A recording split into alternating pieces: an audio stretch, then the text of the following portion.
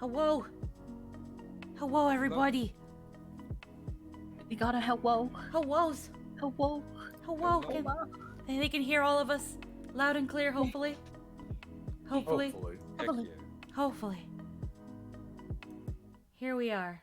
Ooh, there we are. There we are. Ah, there we are. There we are. Give her a moment. Give her a bit. We're waiting on a Lindo right now. Well, I've got both of you in here. Listen, British upload speeds are terrible. Alrighty. Okay, just want to make sure everything's Gucci here. Yeah. Wonderful. Alright.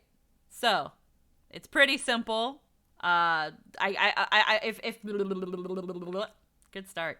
Mm-hmm. Yes.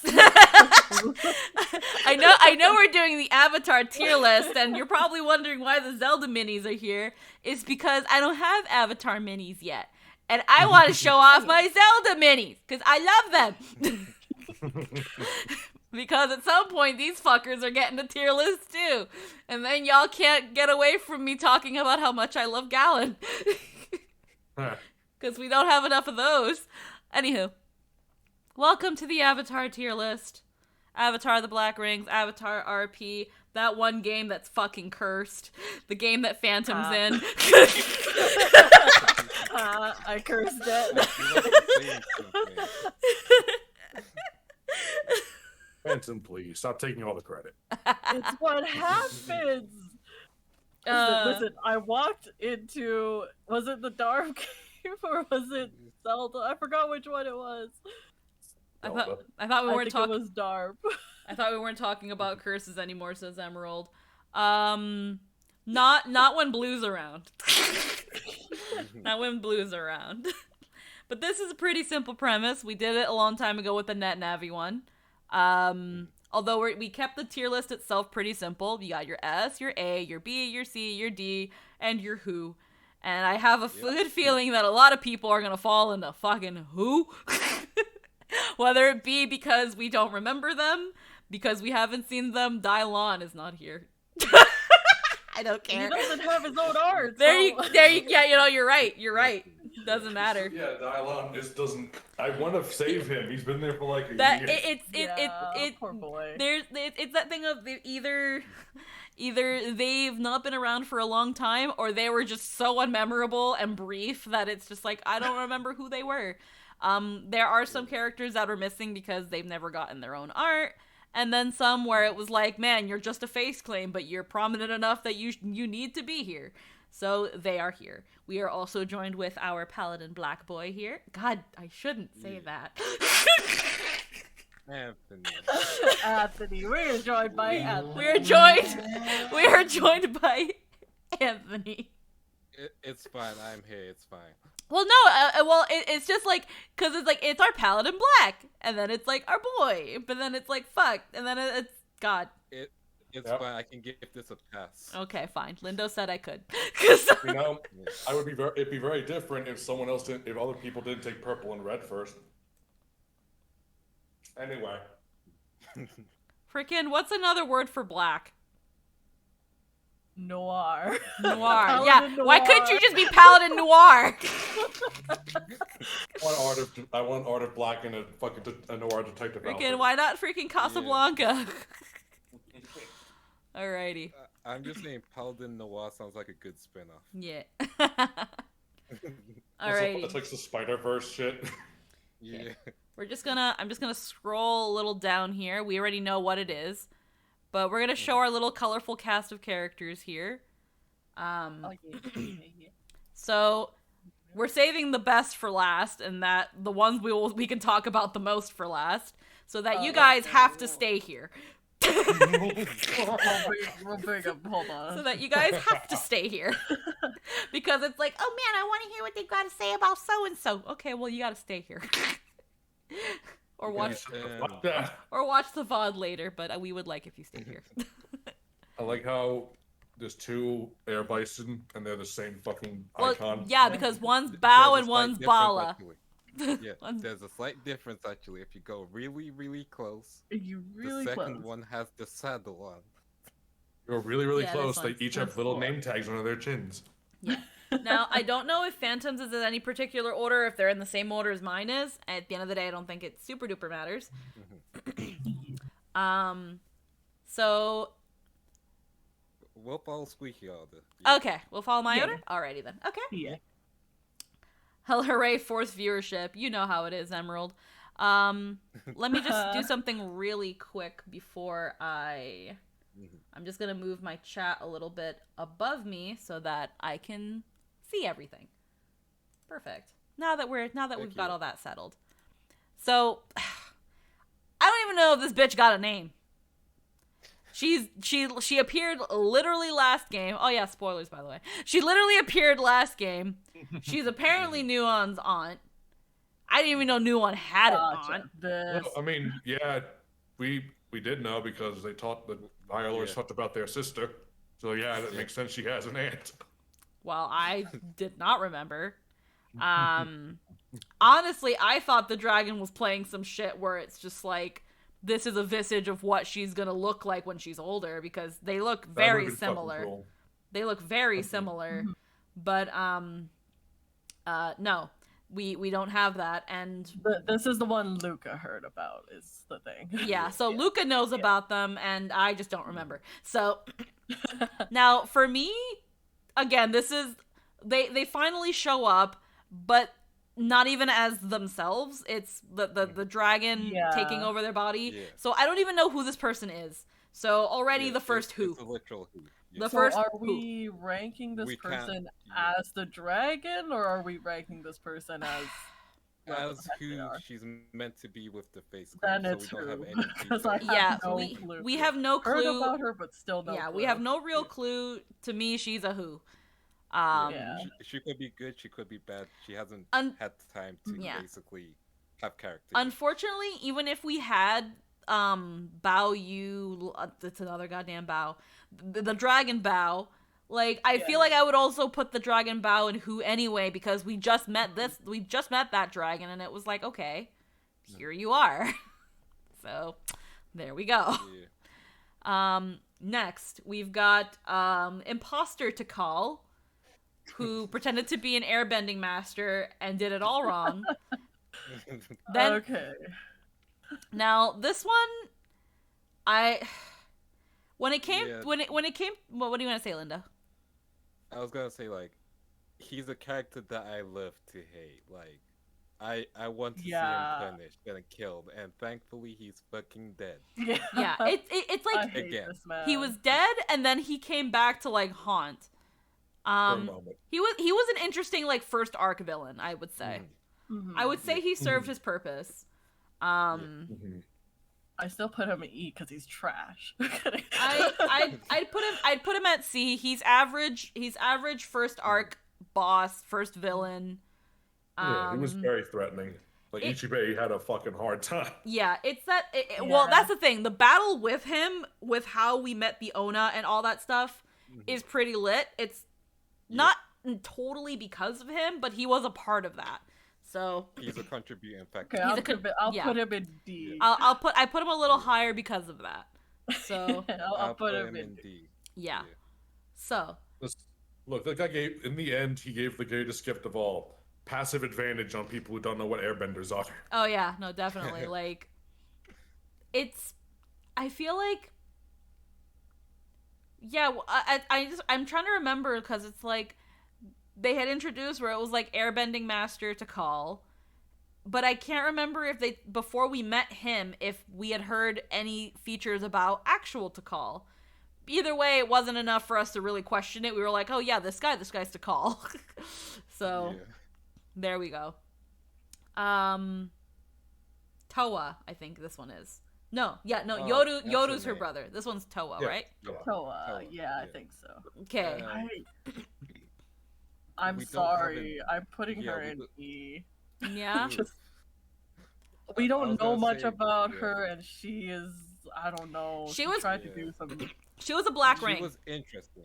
She- He was a black ring there. She was a black ring. She God, once She's she a Black Ring, and she was part of the Night Mother as well. But Yeah. she never met the Night Mother. So like, like a sect that has gives I don't know, worship to the Night Mother or something. yeah.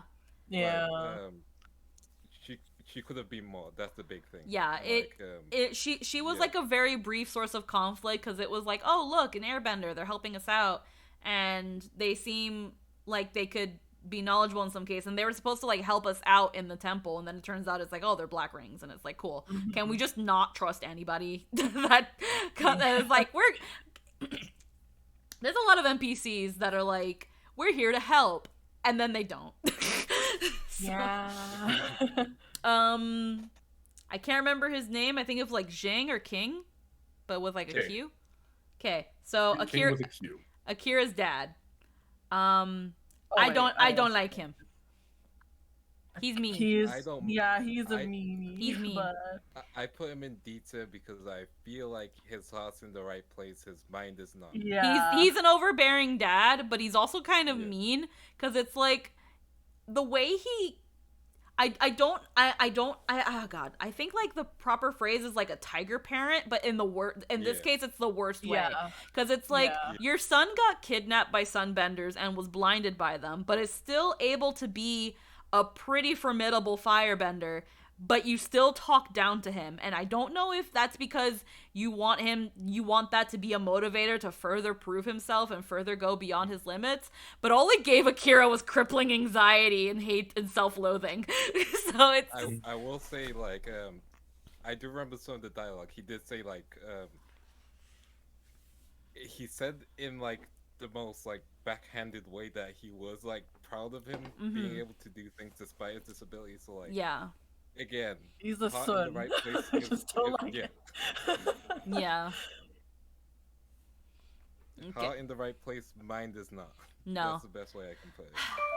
Adisa. I know her name's Adisa. And she's Akira's mom. Now, the wife. Okay. She had a cute entrance. Used a cute peppy mom. I feel like if there was a bit more to her, she would definitely be like MILFy material. I feel like she would very easily draw in that I like myself some from MILFs. Akira's mom has got it going on. Jin, you should just fucking tap that already. Like, she's got to be your age, Jin. Maybe a couple years younger. You should just hit it while it's hot. But probably, yeah. like I almost unironically ship her and Jin. Oh no! I know Akira's dad is still alive and all that well and good shit, but I liked her dynamic, like the little dynamic that she had with Jin enough that I was like, yo, Akira, can Jin fuck your mom?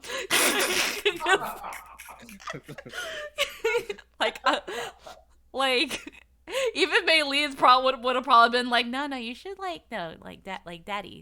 daddy, daddy, like, hit it. She was cute. I like her, so I'm gonna put her in C. Cause I actually put her in D below the father. Really? I don't know. I just feel like that's all there is to her. She's bubbly and nice. That's it. That's all I can see. I can see that, in that she definitely offsets the father. Mm-hmm. I initially, and now I've joked about it before with Melon, where it's like characters with closed eyes I just do not trust. I am still a little bit sus of her, but at the same time I'm like, I don't know, she's a bit too stupid. Like, I like her. Like, I'm not saying I hate her, but like, there's not much to her. There's not much, So I can't see her going anywhere further. Yeah, there's more layers to the father to me than there is to her. Yeah. So I do like the layers to the father, definitely. I do also like the whole letter thing. Like, she was sending letters to Akira. Like, she cares, and like, I enjoy that. She can have a serious moment. Yeah, she's a mom character, is what it is. She's a mom. Because she's not like the more problematic of the parent. Unfortunately, there's not much depth to her past that. Yoru, who I want to say who, but at the same time, it's like Yoru hasn't done anything. Yeah, I put him Brad. next to. Like it was, no. yeah, I'm gonna put Yoru in who because he just has not done enough for me to care about him. He is I put him in E. yeah, so he's just I don't even have an E. Well. I don't even have an Wow. E because it's himbo airbend. He's not even a himbo. Again, there's He's just dumb, he's- strong, not himbo. yeah, like I would call Brad more of a himbo than freaking Yoru. Yoru is just blander Brad, and I didn't think that was possible. Like, Brad was already the blandest man. like God, fucking no. Like, I need more. Until then, who are you, and why should I remember your fucking name? You should be flattered that I remember your name, sir. Fucking. The only thing I remember is like the fucking strength Rock. contest. And that's about it. Yeah. I don't think he's done or said anything else of real merit. Again, he's if he didn't like freaking botch his role, he actually probably would have been formidable when Toa decided that she wanted to be all Black Ring. But again, he botched his role and just kind of stood there, and that's not his fault, but there's just nothing there. Freaking Yeah, pretty much. Captain Lenoa, the old Mr. Fister. I gotta Pretty put high him. tier. I gotta put him. I'm putting him in A. Yeah, I want to put him I'm in A. putting him in a solid A. Lenoa is a himbo. Yes, Yeah. Lenoa is a himbo. I love him. He's a good himbo. He- That's the he- important thing. He could have been a he's Kronk. He's a Kronk because it's just like he started out as an enemy. He started out as someone we would have actually had to genuinely worry about. And then we just kind of befriended him, and even Deco has gone out and said, like, I did not expect you guys to take this man with you, and for him to be as long-standing as he's been so far. Yeah, for I want to say about half the game now, he's kind of been AWOL because of the whole separation thing, but Yeah. He's memorable. He's a character that I kind of want him to come back, and I want him to Yeah. reunite with Yuki already. Yeah, me too. Yeah. Like, and I want that. and then there's like the hints that maybe something might be up with him, and I hope he's okay. I care about this NPC. Yeah. I care about this NPC. So that's again, and his dynamic with everybody, the dynamic he had with Ichibe, it was just really funny. He's fucking stupid, and I love him. Dalto. I wish he was around. I wish he was around Yeah. more. Yeah. He looks very interesting. His appearance on screen was interesting. But he couldn't come with us. Mm-hmm. So that's as far as it got. I don't want to put him on who because it's like his name has come up. He has come up as someone prominent that it's like, hey, we've talked to this character. We know this character. But he's been to the single most like knowledgeable place on the planet. Unfortunately, that's as far as we've done more with him without him being around by just mentioning his name. That's why I'm like, don't know if I should put him before what's her face here. You know what? I don't remember her name, so that's telling enough. I'll put him Dalto deserves at least a C. If you ask. I'd put Dalto at a C, but I'm gonna put him before Akira's mom. I feel like once he comes back, if he comes back, he could be probably very entertaining. I feel like once we start getting into the water tribe stuff, I feel like he's gonna be more important. Yeah. Until then, it's like we just don't know. For right now, he just lost at sea, apparently. I did not move him further back, so I guess we're doing Duncan. And I know you have some shit to say, Linda. Okay. I love the boy. Okay. Let's explain Duncan before I place him anyway, even though stream can't Are even you see gonna where I say the place him. hot take that I agree I'm with? gonna say the hot take. Okay. Although that requires me going into melee stuff, so yeah, okay. here. Hot Okay, take with Duncan. do it. Okay. Him and Melee shouldn't be together. they highlight the worst aspects of each other currently. Yeah, you think so? Yeah, I think so. Yeah. Let me explain with Yeah. No. words Yes. and sentences. Yeah. I No. guess. Yes. Okay. No. Go Go for it. for it. I'm Okay. intrigued. So every time Duncan talks, it's like, especially with Bailey, stuff just isn't serious anymore. So like, everything is just him flirting back or him trying to almost get a verbal one up each time. And like it just leaves Melee flustered, and like her being flustered seeing that is like, okay, once or twice is fine, but like every time, really? Every time?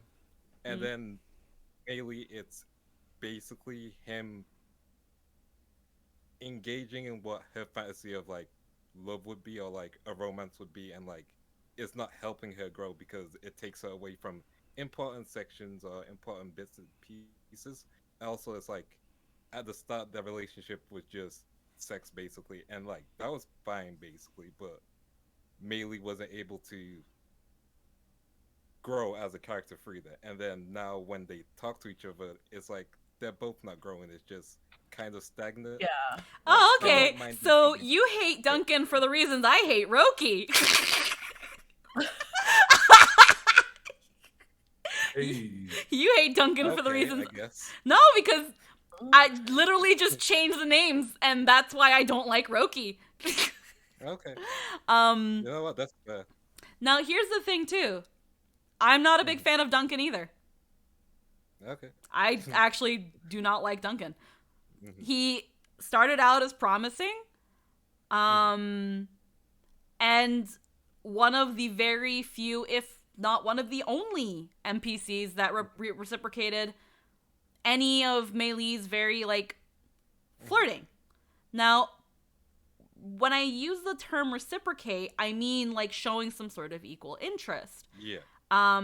We can kind of parallel this a little bit with Roki in that a lot of NPCs don't really engage when they are flirted with or with a character that is very open about their sexuality. Mm-hmm. A lot of NPCs just aren't. And the ones that do, they have this thing where, like you mentioned, they kind of always have to one up the conversation and have it by the reins and have the final say. And when it comes to relationships, it's a push and it's a pull. So to interact with someone who only is pulling and not pushing is a little bit frustrating as a player when you push and they don't pull, or when they pull but you're not even pushing.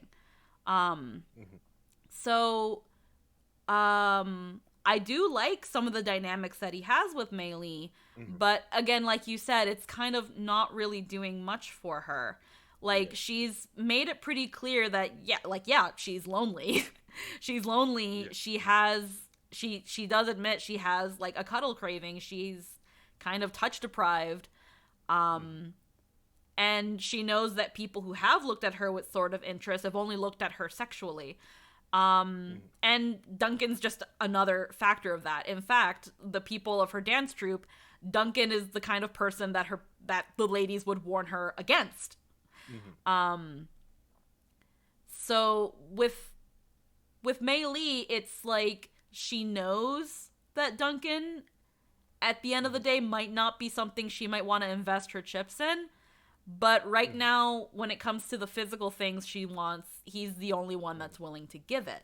But because at this point, she's not gotten even an inkling from anybody else that they would be interested. So she's desperate. She's desperate. The only other person that has shown any interest in her has been a fucking ice dragon. And the ice dragon is better. That's the thing. All right, you could just forego our cuddle moments. And okay. Luca. Well, here's the thing, and again, this is not foregoing the cuddle moments that she has with Luca, the cuddle moment that she had with Akira, but it's the thing of, like, she has instigated those. She has not found the equal push from them yet.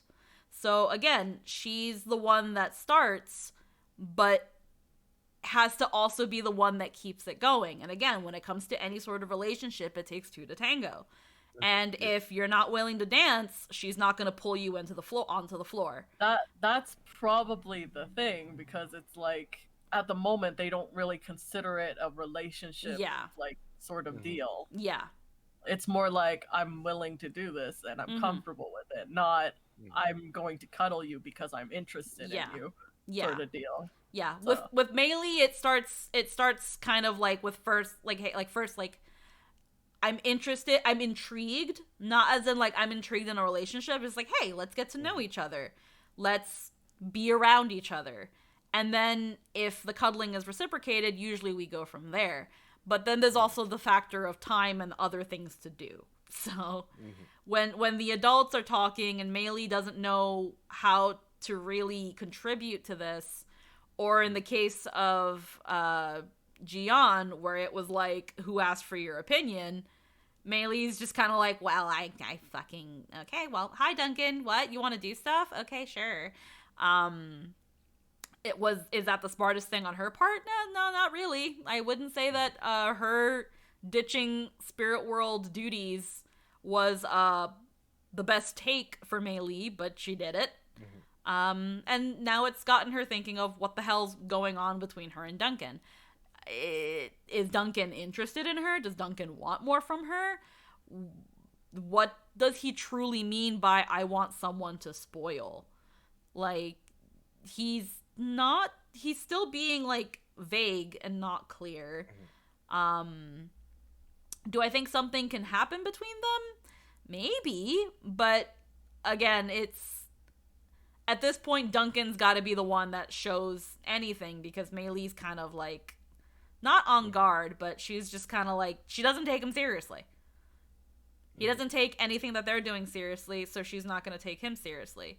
If he's willing, she's down, but right now there's just not much there. And because of the purely sexual aspect of the relationship, it makes me sad face. Yeah. But again, like, it could be really good, because early Duncan was great. Yeah. And then it just became, okay, we got booty call Duncan. He just became Avatar's Roki. He just became Avatar's Roki to me, and it's just like, God, whenever the Zelda tier list happens, I'm gonna be on my soapbox for a while, and people are gonna have to pay me to shut up. So, but that being said, Duncan is more likable than Roki, so I'm gonna put Duncan on C. I'm gonna put him on D tier. Yeah. Yeah. Alrighty. I actually put him on B because I experienced him pre-sexual relationship with Meili, and he was really good. Yeah, no, he was very promising early on, and then that happened. Early Duncan is B tier, current Duncan is D tier for me. So like, I feel with Water Nation stuff he can recover, and hopefully he can get out of what is described as being Roki. He can become a better character. That's the main thing. Here's the thing. I wouldn't even be as hard as I'm kind of being on Duncan if it wasn't for the fact that the sexual aspect of their relationship was mostly forwarded by him. Like, Meili was just wanting to cuddle and talk and get to know, but he was like, but what if I want to fuck? And it was like, oh, well, I let go. She let it was we'll cross that bridge when we get there, and the bridge was closer than she thought. So is what I can really say, because again, it's like she's had people be interested in her and probably want to get down with her, but when you look at how long this whole adventure has taken of these people that do not reciprocate even her joking advances, it's just like, oh my God, I used to go from everybody wanting me to no one even looks at me fucking twice. I have 5 allure. I'm sexy. Why won't you look at me? Again, she got desperate is what it's the only thing I can really say about it. She got desperate. Who is this again? He's dead now. Oh, Eye of the Storm. Eye of the Storm. I He don't was remember. a cool guy. He's a C for me. Raichi. It's a cool Raichi. dude. There we go. Yeah. Yeah, right, Chief. I'll put him above Duncan. Oh. He had a cool moment, and his fucking death was hype as hell. Yeah, no, he had a really. Yeah. Like, he literally I saved like everyone's butt. Yeah. Great. He unfortunately I feel he like came with in him- with. yeah. Oh, I'm so sorry. Keep going. You first. Oh no, you go ahead. I was about to say the same point. I was gonna say, unfortunately, he arrived with death flags. Yeah. Old man, I make things explode. I only got one left in me. Okay. Yeah. And then the other thing of like, there should be more time for him, so he could actually get to know people instead of the week skip. Like, is the joke I made in the recap. He only knew them for 2 days, and he was willing to sacrifice his life. Oh yeah, no, definitely. Here's the kind of also thing, and this is where my weeby brain comes into thing. Now, Yeah. we always like to kind of joke and talk about like, well, if this was an actual like scripted thing you can see on the TV, Yeah. the session that he died in would actually have been pretty lit too, because it technically kind of opens in on some of the characters, in this case Meili and Duncan, going to watch a performance about his life. Yeah. That's already a death flag. Yeah. That usually in like anime and stuff, like flashback heavy or looking back heavy episodes are for a specific character are usually a death flag. Yeah. And I think that was also a cool factor to it. Yeah. and so it's like having characters learn about his life, even if it's just a thing that a little flavor text that you say like, oh, we saw him a theater performance about his life and he did these things. It's still a thing of like, it wasn't a character monologuing to us about their life and their accomplishments. The characters were seeing it and experiencing in the form of a performance art.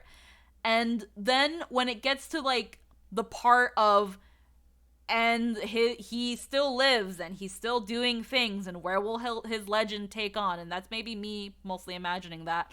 And then it's like, now you see what's actually happening right after in the beach, where here's his final stand. It's like, that's from a narrative perspective, it's actually pretty nice. Yeah. It's pretty nice. So it was short-lived, but definitely like left a footprint. I wish I could say that for some of these other NPCs. Yeah, unfortunately, I do still put him below Duncan on my side, just because Luca has never talked to this man. That is true. Meili has never talked to this man either. Yeah, never ever talked to this man, so I personally like can't say I would prefer him over like Duncan or somebody like that I have actually interacted, so it's kind of like a personal bias there. Yeah. But from what I've seen and heard, yeah, he's definitely solid. Yeah. I got my viewer bias putting him in C. Yeah. Yeah. I'll put him over fucking top move. Hey. There we go. He's the top of the C tier. There we go. Hey. What's this fucker's name? Jihan? Jian? Yeah. I don't like him. Beta. My boy. Beta. Phantom, you go off now. Yeah, no, you go off on him. Please convince me, because all I remember was okay. I'm gonna be real with you, chat. I'm gonna give you a confession before we let Phantom unload her load. I'm gonna give y'all a confession. During the session where he decided he monologued and exposition dumped on us for over an hour and a half, one of my girls called me from the cafe because she forgot her key. That's sorry. Yeah, but I didn't talk about it on stream. Yeah. At least I don't think I have. Either way. You One of haven't, my girls called me up while Gian's monologuing and expo dumping on us and said, we need to close the store, but we don't have our key. And I was like, okay, well, I have my key. Thankfully, I live like 5 minutes away from the store through like a vehicle, 20-minute walk, but I can't afford to do that right now. I'm doing something. Because the monologuing was happening, I looked at what was happening, listened on for a bit. I was like, Meili, how you doing? The adults are talking. Okay, Meili, thank you. I was gone for 20 minutes. I came back and he was still talking. I went up and locked up a store and came back and he was still talking. And to this day, I still don't remember anything of what the fuck he was talking about. And clearly it wasn't on the test, so it wasn't important. That's all I can say about Gian. I'm not proud of that. I am not proud of this moment. But that's not good.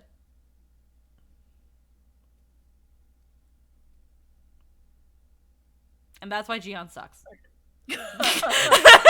Okay. You go, Phantom. You had extended time with this character, so... Yeah, here's the thing. We, as a group, went up to literally, like, the Fire Lord's place, and we lied to their fucking faces just so things would be okay, right? Like, that was kind of like, oh, we're concerned, but we lied to this guy. Okay, he was willing to, you know, kind of, like, talk to us. Sure, he, like, split us up, but he still accommodated us and allowed us in. It was just an agreement that we're supposed to do, and that is fantastic, because we actually were able to get into the Fire Nation because of that. And within that lie, we had to continue lying to this man. So when he found out the truth that we were, in a sense, lying, I think he doesn't even 100% know the truth yet, even, was still, like, calm enough to talk to us. It was only until he found danger, where he thought we brought in that danger, did he blame us.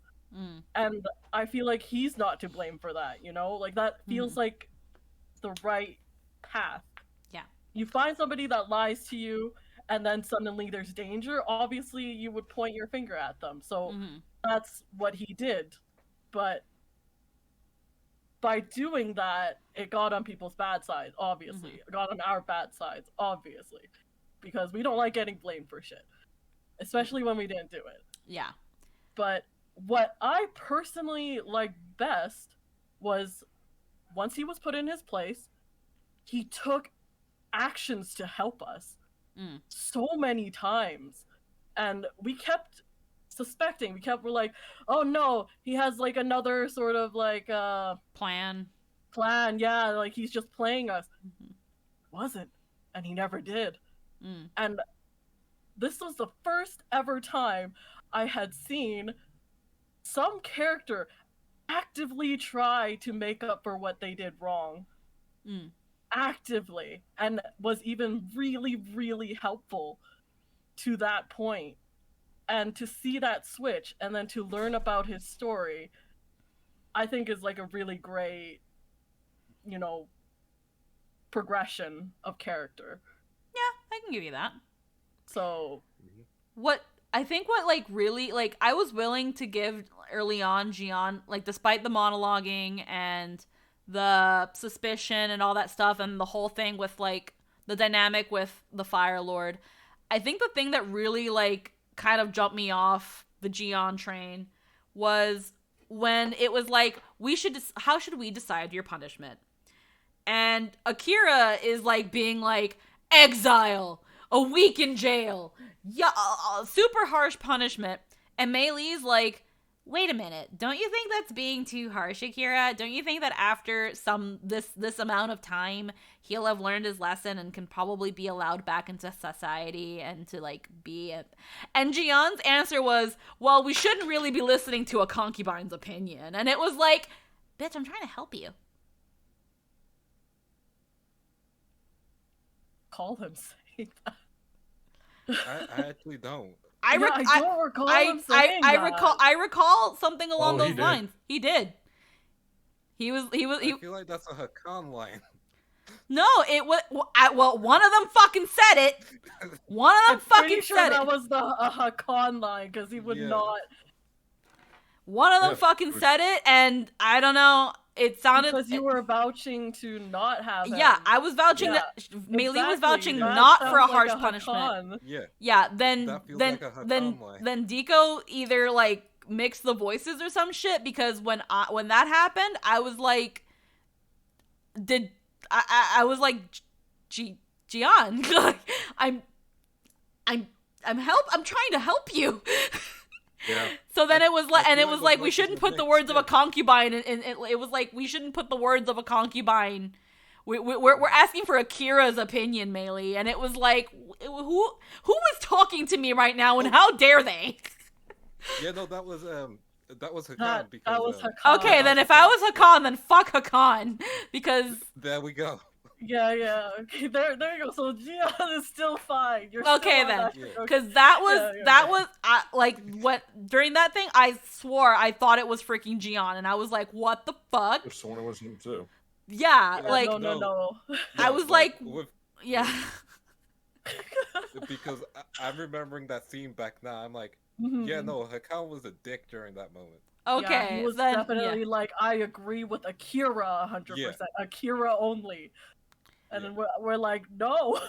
Okay, then if it was Hakan, then I mixed up because the voices were similar. Mhm. Yeah, But, no, the voices yeah. are really cool. Then if that's the case, then yeah, fuck Hakan. But when that happened, I was just like, wait a minute, sir, I'm saying I'm saying that after your little like 5 to 7 year house arrest, you can come back to society. What? What do you mean? Don't listen to the whore. Yeah, that was a mistake in here. Okay. yeah. Well, in that Sure, case, then I can put Gian, because I know he did have some really good scenes with Luca. He was very sympathetic up until that point where I thought he fucking told me to shut the fuck up. Yeah. So I will put him in B. I will Okay, put him in B, because I- he was at least more interesting than the actual Fire Lord himself. Which, now that I know, I fuck you, am you're in well. D. I don't give a fuck that you look like Keanu Reeves. Yo, Linda, where'd you go? I disconnected because my internet's Damn trash. it. Oh, Like, okay. Give me a second. We're Yeah. on British time. Okay. Um, We'll get back in a who sec. we moving? Sorry. Yeah. Okay, so I have no words for the Fire Lord. I don't give a fuck about him. He's a fucking nutter, and I don't care. And he said my opinion doesn't matter, so he goes into D tier. He's just so rude for some. I don't know, man. He's just. Early on with Gian, I felt bad for him, because I was like, yo, this dude, everybody's saying he's crazy. Everybody's saying that he's not fit to rule, that this and this. And then it turns out that he kind of had a little bit of a point once, we were like, hey, Nuan, this is your dad and all that shit. And then, after Gian's whole thing of like, oh, I'm going to take over because I'm fit to rule and yada, yada, yada. It's like, to an extent, it was like, no, you're justified. You're somewhat justifiable. You can be an asshole to your brother now. And then he just decided to be an asshole to everyone else. And then it was just like, what? Yeah. Why? I What do did we feel- do? We helped you. I feel like the moment, again, like, he's super irrational when it's related to Nuan because, like, of the whole cure-all stuff and, like, the dragon and how it's basically an instant kill. And, like, I get that. Yeah, he's rude, but at the same time, it's like, yeah, he just doesn't want people to fuck with his plans in that sense. Mm-hmm. But, like, currently, he's backing off, giving people respect, accepting decisions. So I put him in very low C tier. Also, his wife don't love him, so he's already got punishment. Yeah, like I'm just putting him in D because he started all right, and then he just became fucking trash, and he shouldn't be doing Keanu Reeves dirty like that. So I put him in C. I'm like, I feel like he can improve. Yeah. I feel like there's more to him. Like, I get it. Like, I understand why he is how he is. Mm-hmm. But, yeah, other than that, so he's kind of just middle. The most middle I can get, yeah. God, I know your name, but I don't know your name. Who you? Oh, Hoka. Hoka. There we go. Hoka? I was about to say Hoka. Hisoka, but I was like, no, it's Hoka. Okay. He's okay. Hoka. I like Hoka. He's cute. Yeah, I He's nice. like him, but I wish there was more. I will try Yeah. to get more out of him. Don't worry. I'll He- get there, but He could. He showed like a teeny weeny bit of interest after like Mei Li flirted with him a couple times, but then it went nowhere. Like, again, this is where it comes back, and I'm not gonna beat the dead horse anymore much after this. But again, it comes back to like, with these games, NPCs not being too well, God, what the fuck? I had the words. Not really reacting well. Once they serve their purpose, they kind of disappear or fade into the Avatar is very guilty of this with its NPCs. Of once they fulfill their purpose, they are just another body in the caravan. His main contribution was bringing us Isha. But it comes back to, again, a lot of the NPCs. It comes back to a lot of the NPCs in general with these games not really being able to properly receive a character that is really just down to do stuff with anybody. Again, a very proactive character like Mei Li, a character like Galen, and just not reciprocating anything, even just the remote interest. It's just not there. And then it's like the point of these characters is interacting with other characters, and then they don't get that. So Hoka was promising, and I think we can. Again, kind of like with Duncan, I think once we get in Andalto, once we get into more Water Nation stuff, I think they'll be pretty darn important. Until then, it's kind of untapped. I will put him before Duncan because I still do like him. The interactions we've had with him have been really cute, and he did give us Isha. Mm-hmm.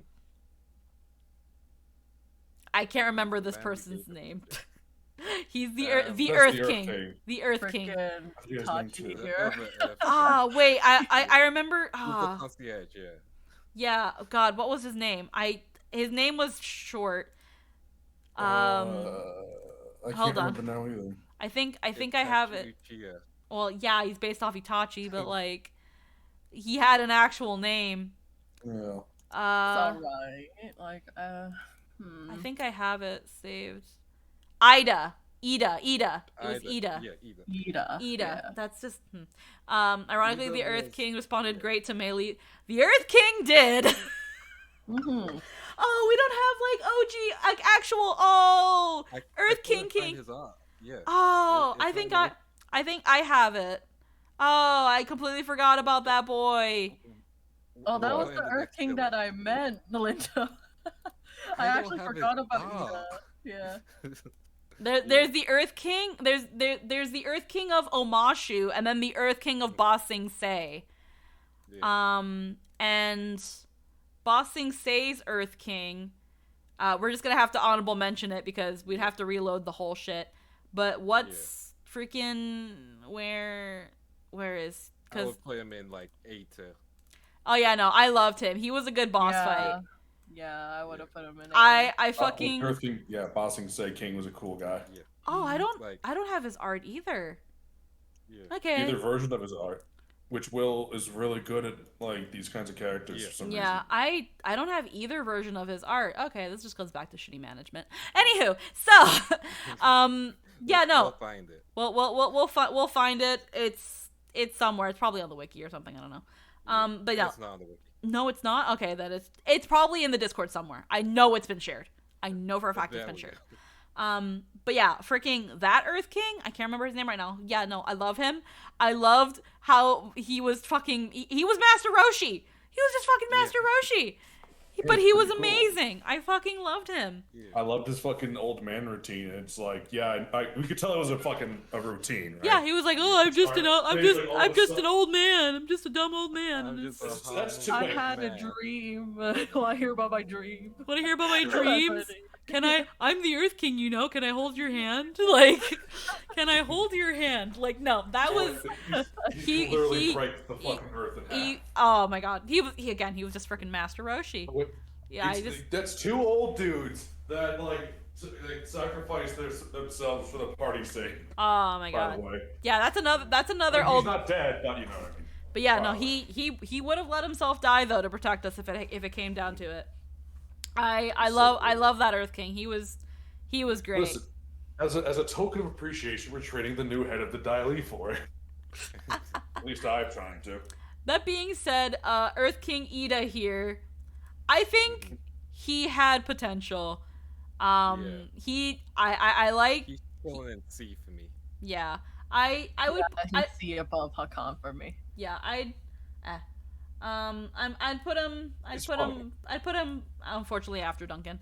I love. When we go back to save him, maybe we'll get more. I feel like once we find him again, it's like potential because he's just rigid and stiff, but it's because he's so fucking paranoid. It's pretty. I like him. He's funny. No, I love that it's so funny. Like I love that he like let loose because of Mei Li. And I was like, can I get something with somebody? Can I? Bye. Until we meet again. That's another one. Mei Li's like, no, I'm down to tap that one. She found his stiff paranoia very endearing. I love him. He's a cutie patootie. I love him. Oh, Mei Li would probably usually like guys who are stiff, right? Yes. I'm putting him in B. I'm putting him in B because I feel like once he's loosened up, and man, I hope he's loosened up a little bit by the time we find him again. And if not, that's fine. But I feel like once we see more of him, I think he has potential to be really great. And I want more of that one. Maka. Maka, well, you tell me, Squeaky. I don't know. I think she's I love. Like she has opportunity to be better. That's the big thing. Yeah. I love that something that I thought would lead back to me ended up being more for Ichibe.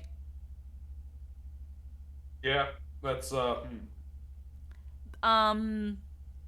guess it's a little bit hot takey. Is that we already knew there was something up with this chick being here.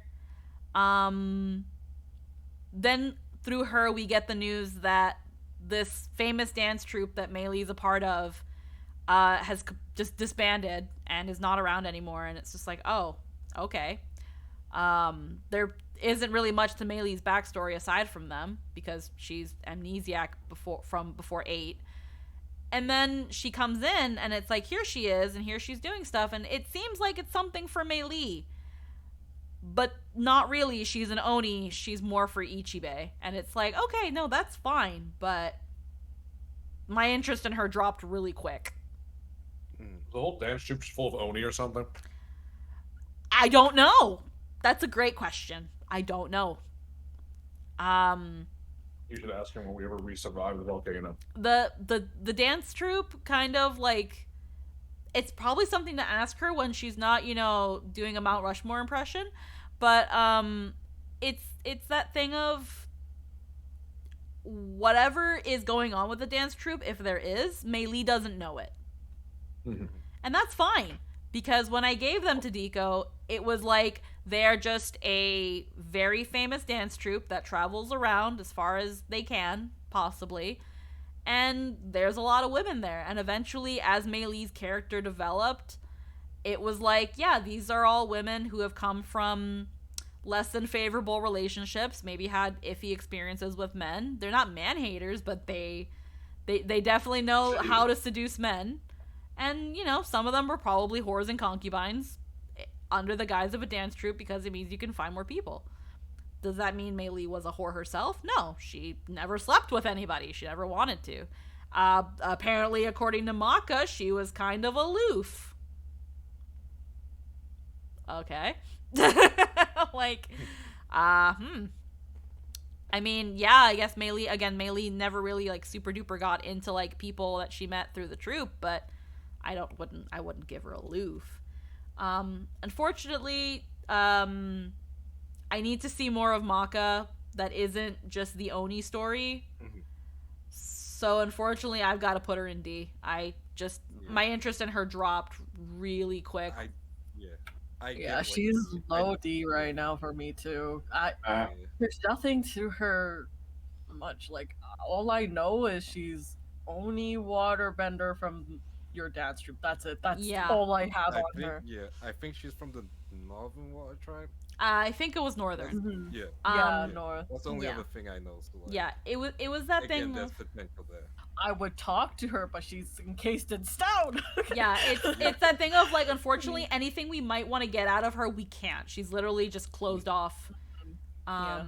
And that I can't do anything with that. I'm sorry. So, and what we do have is the only person who who I can see being interested at the moment is Ichibe.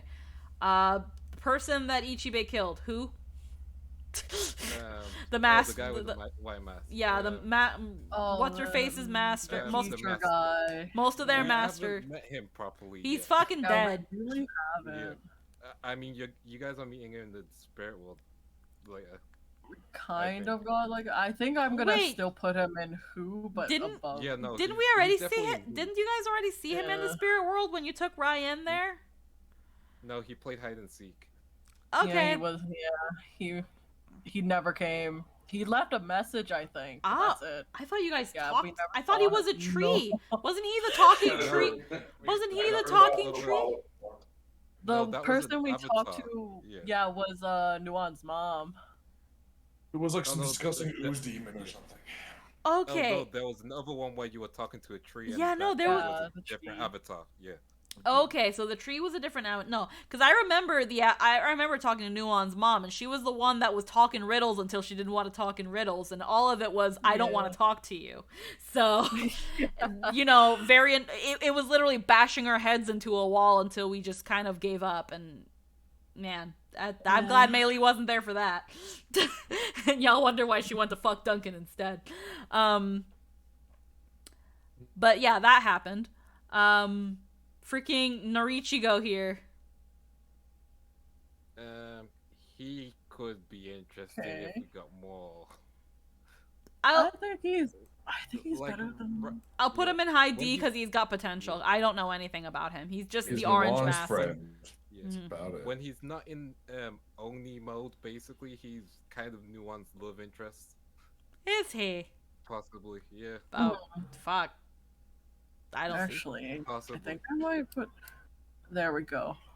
Yeah. I actually think I'm putting the high C there. I didn't even know the love interest thing was a thing. Well, they had very good banter and like Mhm. the whole what did she return to him? What did he give His her? handkerchief. I Yeah, think. like a handkerchief thing. They like met at night and stuff, and they had a talk and they hung out. God, and then, I yeah, don't. she returned the handkerchief. You know, it's that shoujo manga. I think I remember the handkerchief, but man, I do not remember any of that. God. Yeah, like I remember she, Good it's old because shoujo manga. she didn't really tell anybody until much later because she told Jin first when she Mm. snuck out and stuff like that, and that's when they met. Yeah, and then the rest happened kind of at the party. They kind of spoke there Yeah. too. They wanted to hang out, and then I fucking killed. No kidding. Yeah, And then I- you get in I- through a window. I don't remember if Mei Lee was told about this because she would have totally gone into fucking let me hook you up mode. With all Mei Lee's talk of let's get you a fucking boyfriend, I don't know. I can't remember if Mei Lee was told about this fucker. Okay, I so think Mei Mei Lee Lee was doesn't know off it's to the him. side, Yeah. right? Mei Lee Yeah. doesn't know it's him directly from what I Mhm. remember. Okay. She does know that Nuance snuck out to meet a boy, and then Mei Lee was like, "Oh, who was it?" And then Yeah, Mei Lee did Yeah. say like, "Oh, a boy," you know. Yeah. Okay, and then it just she Yeah. doesn't know it's this one in particular. Yeah, Yeah. she didn't know it was this one. Okay. Well, I mean he's still D for me. I've got nothing. that's fair. Oma the Ghost Queen. I like I- Grandma. Love her with Jin. I'm sorry. I will die with this ship. I ship them too. Yeah. I ship them too, but I also want him to fuck Akira's mom. Yeah, I know. we know this. I'm- We know you like NTR. I guess. No, I don't. like this. No. I've tickled it a couple times, but other than that, no. Not in the case in Avatar's case, no. I just think that it's funny. In the case of like NetNavi, where it's like Shutter, NTR, and Yome away from Alan, that's like, yeah, fucking take that bitch and make her yours. But like that's it. That's because Alan just like limp dicked his way through NetNavi. He did. But yeah. Oma, no, I do love her dynamic with Jin. I really do. Oma is phenomenal. Yeah, I love Like, the lady. She's great. I like She's that they funny. have nicknames. Yeah. It's the only thing is that man, is she a fucking cougar? Yeah. Because she's over 300 years old, right? Yeah. Like she's old. And I love her for it. Like so I'm keeping her in age. She's practically a spirit. You know, we cared enough to save her from coronavirus. So yeah, I'll put her in A. She's great. I care very much about Oma. Yeah, I love Oma. I'm horrified. Listen, Jin might have, but he's legitimately scared that she would die. Yeah. It looks great for someone in her like 3rd century. Well, she like barely ever left the house, so she got like no fucking sun. I do love Grandma Oma. Yeah. We don't know where the hell Shu is, and we don't fucking care. So, Ryan. What can I say about Ryan that I haven't said in game as Melee? Yeah. I like Ryan. I don't mind her. Yeah, she's all right. She serves the purpose for each. She serves a purpose. When she's not being a bitch, she's great. She's Duncan for me here. Huh? And the B. Yeah. She's in B for me. Like, I actually really like, because I follow along what is happening with her and Ichibei. I don't know. Their interactions were pretty solid, and I really like that they have like their own thing. Mm-hmm. Like, sure, it's like Oni, but like it feels like very. They built up to one another, and then the whole Oni thing happened. Like she definitely caught Ichibei's interest when the whole tea shop and the whole challenge and all that going on, and then it turned out that there was more to her, and that's what gets Ichibei's rocks off. Oh, she can kill me. Yeah, like, clearly, like sly danger. It's nice. Clearly Ichibei is into girls that can kick his ass. Like he likes girls that can kill him. So that's fine, and that's completely fine. Once Mei Lee got into I'm your little sister, she was like, "No, we can hook you up." No, she's fucking bitch. You can do so much better, Ichibei. She fucking don't eat her cookies. But no, I don't hate her, but early on I was not impressed. Yeah, no, I can get that. Early on I was not impressed. Early on when they first met, I was like, why the fuck are you taking interest in this tea lady? Yeah, no, here's the thing when it comes to Tristan's characters. He usually has a goal in mind, and usually things pretty set in stone when it comes to his characters. And very rarely is romance an option, or like a possibility. We've talked about it in the past with like the private Kingdom Hearts game. Any sort of interest or romance just did not fall with Tristan's character. Landon, it seems that from the backstory, it was pretty set on Emilia. Like, so he's just a unavailable route to anyone who would have probably been interested in Landon. And Ichibei, it seemed like he was going that route too. It seemed like he was pretty dead set on, I'm going to protect Nuan, I am going to fulfill my duty and protect the Avatar because this is what I want to do, and this is what I think should happen, and I don't have time to focus on anything else. And then Tea Lady. That's why I felt it was really out of the blue how it started, but I like where it ended. It's kind of how it is, Yeah. So I'm gonna keep her at the midsection-ish B because put I'm in like, B. yeah, like it was a weird start, bumpy about start, but Ryan. I like Yeah, what's going you want on. you right want now. you want to give your 2 cents on T Lady T Ninja I just woke up. Oh yeah, B plus. Chester here. B. You want me to put her in B? B I'll plus. put her in B, but she's B- gonna be last because I don't B- like B her. Okay, fair. I'll put her in B because again, like early on, I just kind of like I was really mad, and then things kind of like took a weird. I don't know. I don't know how I feel about her. Maybe A if you care enough, but A doesn't matter that much. Nah, B's fine. She's not bad. I was just kind of like, what's happening here? I'm really confused. What's up with this T? I don't understand. Saying what? Ruchen. Yeah. Rushan. I like Rushan. I like I her. like Rushan. She's been sidelined recently hard. Yeah. Yeah, no, she's been sidelined pretty hard. I liked early on where this is funny because it's almost another Captain Lenoa. She was going to be an enemy, but then we just kind of befriended her, and because she was like the new a new member of the royal procession, she was still a little bit like wide-eyed to everything, and just kind of was easy to get on their good side. And I thought she was cute. I thought that like she wanted to be dutiful, but she was still again like really like wide-eyed and excited about being in the royal procession. Yeah. And it made her really cute. So He is endearing. I really liked it. She was someone that was looking forward to her job, and I stand for it. I like her, so I'm putting her in B. She is very endearing. Yeah. I put her high I C. wish- Yeah, because I want more from her. Wish Yeah. she went. Yeah, I wish she went with you guys when you guys left the palace. Like, Yeah. yeah. I would have liked to have seen more of her. That being said, Square is fun to piss off. Black Square.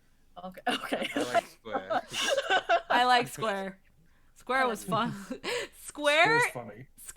is. I didn't think I would like someone called Square to this extent. Her name's not even Square. We Her started name's doing not- that. Her name's not even Square. We just fucking named the token and it just stuck. It was like, oh, hi, Square. She's like, stop calling me Square. I'm trying to learn the new name. Okay. I'm It's getting just Square. like they're still calling you Square. Square. And she's You're making still you work calling for her me name. Fucking, her name's fucking. Listen, it's fine. I'll get it. She's making you work for her name. Like, she's friends with you guys even if she doesn't. Nah, want it her was name. like Square. Hey, that's Square. She's a nice foil to Ruchen. Yeah. She's a that's what I like about her the most. She's a really good foil to Ruchen. She's rigid, she's stern, she doesn't take the shit, and she's very dedicated to her job, but in the opposite direction of Ruchen and how they're dedicated. And again, with the right character, the dynamic is just really fun. Yeah, she was surprisingly very easy to bounce off of. I love Square. I will actually put her in A. Yeah. Hey. LV Little, thanks for the 10 biddies. Thank you. Yeah. I'll put high Boosted B. mammy. Yeah, I'm gonna put her in Look there. at you guys You putting put them the so fake high. I'm like, airbender yeah, above they're the high fucking C. Fire Lord? Yeah, fuck the Fire Lord. Damn. Anywho, boss. S tier. S That's tier. really funny. I do really. If boss goes S tier, Ryan has to go to A tier. Why? I'm putting him A. Why does Ryan have to go A Oh, tier? fine. Why does Ryan have to go up? Because boss is not as boss as you say he is. What do you mean? Fuck Boss you, he's has not. a B to start with his name. You know what Dude, else has a B? because of him, he Boss saved is your tier. girlfriend. Fuck you. You wouldn't have your fucking T bitch if it wasn't for this asshole. What? No. That's what Anthony said. You're all undoing the curse. Fuck you. The freaking cure-all. Boss didn't teach her T. No, the cure-alls. Ah. I mean, eventually we would dethrone him anyways. We gotta go and, you know, find the person that did the bad things. Well, that too, but fuck you He's anyway. an overall fun character. Yeah. if boss is A tip, he's Damn. memorable. if we had decided Yeah. to take the full on risk of giving Nuon the Cura, we probably wouldn't have even bothered to go to the Fire Nation. Probably still would have I went. mean, only to go to the caravan, if anything. Maybe, but like, We had to drop Yuki back off with Lenoa, so yeah. yeah, that is true. We would still have to do that, but like, no, Boss was very fun to be around. I actually really enjoyed Boss. He was Boss was a big highlight of Omar. Yeah. It's really fun. Yeah, and like the puzzle, even though I wasn't a part of the puzzle, seeing like Ichibe and Akira kind of go through the puzzle was like, oh shit, like because that was a thing where it was like we needed those things, so everybody helping out in the puzzle to like make sure they got through it, and again, just overall an enjoyable character. So that's another character I definitely do want to see more of, and I look forward to seeing again. And his puzzle was funny because he made it while drunk. Yeah. So that's the thing of like if at the end of the day I thought the puzzle was bullshit, it was like, of course it's bullshit. Yeah. They were drunk. Yeah. Like he's canonically a booze bender. He's a booze bender. Booze bender. So cool. So Alright. cool. He is the body shape of a drunken master character, honestly. Okay, so I'm gonna move. You think he's like some fat old dude, but he's like a fucking god tier fighter, actually. I'm gonna move some of these fucks around. Actually, let's put Prim. Oh my, it's fun. Yes. Jim, Slim, and Clem. I'm gonna honestly, freaking Jim, Slim, and Clem. Let's just like knock them all out at once. Jim, Slim, and Clem. They're all pretty. I don't know which one is which here, but I'll just. Yeah, that's the problem. Yeah, They're all that's the memorable, issue. but they're Prim got a memorable. fucking new one, but none of the others. Prim Yeah, has I know. more character than them all. So I like, love we'll Give get him to it. the Prim. B, give him the B. All right, so Jim, Slim, and so I don't know. I can't remember which one did what. So Clem. All generic I'm pretty sure that Clem was the one that we have access to in the Fire Nation. With the whole thing. Is he the other one that was with Prim? Yes. Was it? Yeah, he's the one with Prim. And so that's we'll go with that's him where the first. little love story kind of like subplot is going on with them. Jim and Slim, they were all other guards, and I think they ended up going with Captain Lenoa. I think one of them. I know they did some really cool things on our carriage escape, though. I'll give them that. Mm-hmm. Yeah, I'll put them all in detail for those. Yeah. One of them went with the boss in the Earth King. One went with Boss, one went with Lenoa, and one's lost in the desert. No, that's not. No, that one's wrong. Yeah, I think D tier is fine for them. Like, Yeah. I wouldn't say who because I know them. Like, We all need to get them new faces. that being said, Prim I would put in B tier because Yeah. out of the Ims, she is she is the one that we did get a little bit more out of and like developed just a little bit more, and we learned a bit more of. And I like how these guys are the Carbines of Avatar. the carb. Like God, fucking, if we were like in going Gears for of War, time, like Carmine always dies. God. But we're done. We're just going for character. I can't remember the brother's name, but her name was Rieta. Forget the brothers. Falston and Rieta. Yeah. Falston and Falston. Rieta. Right, Falston they're and okay. Rieta. I guess I like they're Falston. helpful. They're helpful. I like him. Rieta was a bitch. Yes, but only because she had pragmatism on the brain. I also like Rieta. She was a bitch, but I also liked her. I put her in D, and then I put Falston a little higher in D. Unfortunately, like, we didn't get much out of them either because they were kind of just supposed to help us tour around, I think. They weren't supposed to stay as long. They were also NPCs that were not meant to stay as long as they did, I think. They just helped Nuwan and Luke get the blessing of the seas. Yeah. Yeah, but they are memorable in other aspects at least. So like, they're more than just a who. That's a good thing. Do we have the stranger's name? No. No. No. Just Who? he wouldn't give it to us. Who? Just a guy who knows lightning bending. Wait, what for? The old man that we saw when like Luca was falling under the cure-all stuff. The guy that helped you. Flingle. He is Flingle. very much who. He is very much very who. who. He's very I don't who. know. He's very who right now. Yeah, who is this guy? Yep. That's right. Who is he? Wants us He's to your kill his. replacement Raichi. I refuse. Guru Kara. Guru Kara. I like her. I She's like being sidelined hard. Yeah. She's definitely been sidelined hard, and Yeah. I don't know if I'm we're gonna. gonna I see. feel like we're not gonna see much more of her unless we do more Air Nation stuff. Mhm. Because I only feel like we've really scratched the surface of Air Nation stuff. Yeah. Like, animation stuff has a lot of potential. I feel like Guru Kara will be key in that, and like, Mhm. I like her interactions with Melee because like, you have Melee who's like,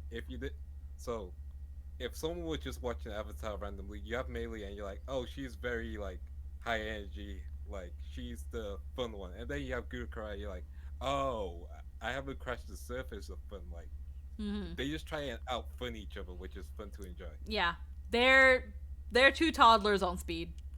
Yeah. They're just two toddlers just hyped on candy, and I like their dynamic. I like that like Guru Kara is a little bit of a big sister to Meili, but Yeah. a big sister as like Angelica Pickles is to Tommy, like by 2 years. They're still too close in age. They're just both out of control, and I like them. I do She like. was the other one that was playful, flirty with Luca. Yeah. That was very interesting to me. Yeah. She because it's like there's the thing that airbenders are airheads. She was definitely an airhead. Her not being able to feel pain definitely made her reckless, and that's also why she was so bubbly and fun, is because like she just never felt pain. So just do whatever you want. And then she started feeling pain, but she still didn't really change. She's still pretty reckless and silly. She's super, Now she's like, super hyped about it. I feel it now. And she's like, she likes it even more now, probably. She's an adrenaline junkie. Oh yeah, she did say that there's like more danger to it, like that. Yeah. Yeah, she's So, an adrenaline junkie. You're She right. is an adrenaline junkie. She's an just adrenaline flat out. junkie. But What a great She's a combination of adrenaline things for junkie. I do love her though. Well, that's great. No, the thing is though, would I want to put her in B or an A? Could be low A or either low A, high B. That's it. I'd say high B. Because again, she got sidelined pretty hard, and I feel like Yeah. I feel like there's still more that can be done with her. Like, there's a reason there has to be a reason we're bringing all these vegan people. Yeah. Yeah. I put a high C. I'm waiting for Yeah. all the extra stuff. Okay, so Bao is the one with the saddle. Yeah. That's the Wow. Yes. Obviously, S tier bow. Yep, S. 100%. We don't even need to explain why. He's just S. he's the goodest boy. Now, Bala, on the other hand. Bala, on the other Bala, hand, that you know what? was Bala good. did us that. Bala did Meili and Luca Yeah. that one solid. I'll give Bala Yeah. that. I'll give Bala high A. Is that Hi- okay? This Hi, one's A. Bala. Okay. Yeah, Bala's yeah, the one without the second Bala. saddle. Mm-hmm. Because Tikal doesn't know what a saddle is or something. Yes.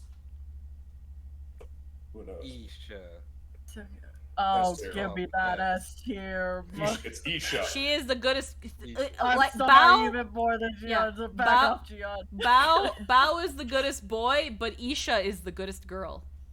Yes. Yeah. Truth. And, I wish we had more. I wish Hoke could do more stuff because he's the reason we had Isha. yeah, Yeah. You know. Don't worry, It's like- I'll get there. I'll get there. it's like it's Isha and the guy that Yeah. brought us Isha. Oh Great. fuck! Our priorities are in check. Isha, their caretaker. Isha's Their caretaker babysitter. and Isha's owner. Oh man, Isha's human. Sudi. I'm gonna be real with I you. like Edie. Mhm. I'm gonna be real I with like you. Sudi. I think one of the reasons I'm a little bit like with Ryan is because I kind of shipped Ichibei with Sudi. Okay. Yeah. fair, have a sibling to her that I That's fair. thought about it, and then I was like, no, they seem too It's just kind of like how you said the student whole for me. It Yurika went and weird. yourself Yeah. being siblings. Except I- you're the young sibling and she's the older sibling. I get.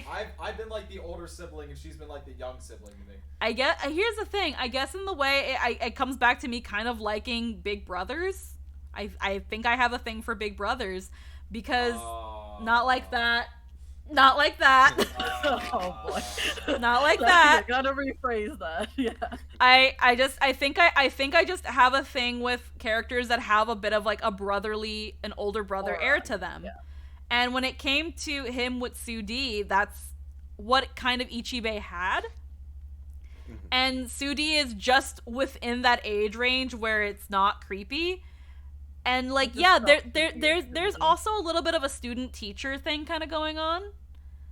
But like, again, they're well, we don't really know either one of their ages, but they seem close enough in age that it was like, no, I can see the senpai kohai kind of thing with them, and I really liked it, and I really thought it was cute because once she thought like Ichibei was this amazing ninja, she was like so ready to learn and try to impress him and show what she can do, and I just thought it was adorable. Yo, if there is one thing I can appreciate, it's that how every fucking time I was in front of that lady, I did not impress. Like, she was about to True. get killed by an Oni, and I was like, no, you can't be killed by an Oni. Like, the first time that I met her, she was like, I can sense your movements, and I was like, yeah, because I'm a fucking legend. And, like, in between, before she got killed by the Oni, we were talking about Onis, and I was like, you shouldn't know about those. You really shouldn't talk about them. Like, every time I was like, I'm on the ball. You were not on the ball. I give you the ball. Dodge says, it's great that Hoka could bring Luca's pet Isha. Yeah, I like Sudi. She is in the running. I want to say she's been a little bit sidelined, but I'd say she's definitely a good contender for best girl. But I mean, I'd put her in A above Square. What happened is I found out T-Lady was an Oni, and then I had that Cowboy Bebop moment where I was like, We made this joke earlier. oh yeah, I love the kind of I love the kind of kind of just kill me. Yeah. Yeah, she's learning rush bending, says Jiko. I love the kind of woman that will actually just kill me. Yeah, she is learning the rust bending. We're I helping put along her with in A. I love Zudi. Mm-hmm. Yeah, we're helping along with that. I like how, without talking about it, Ichibei and Jin like collected the same idea about Sudi and the Daily of I love how like once we found out that she was like being like mind fucked by the Daily, we were like, honey, you need to come with us.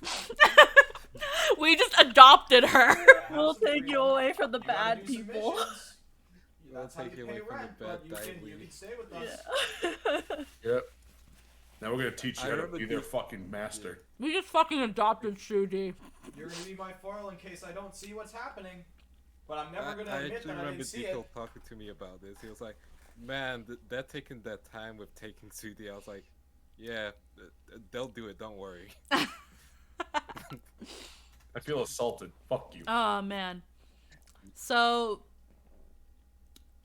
actual Tikal. Actual Takal. I like She's fun, she's but, like, she has her got- own charm. Yeah. She has her She charm. got sidelined hard. It's okay. She does have She became Mhm. she became Bison Lady. Yeah. I don't want to believe that she's fulfilled her purpose and that being Bison Lady. I want to Yeah. believe there's more to her. There has to be more to her for someone to have tried to assume her identity. Yeah. Yeah, she has to be like a secret badass or something. She has to. She's got to be a fucking sleeper. Like she's I think Gurukura also saw visions of some sort, but Tikal was the first instance we had of someone like seeing visions of like their death and some sort of premonition.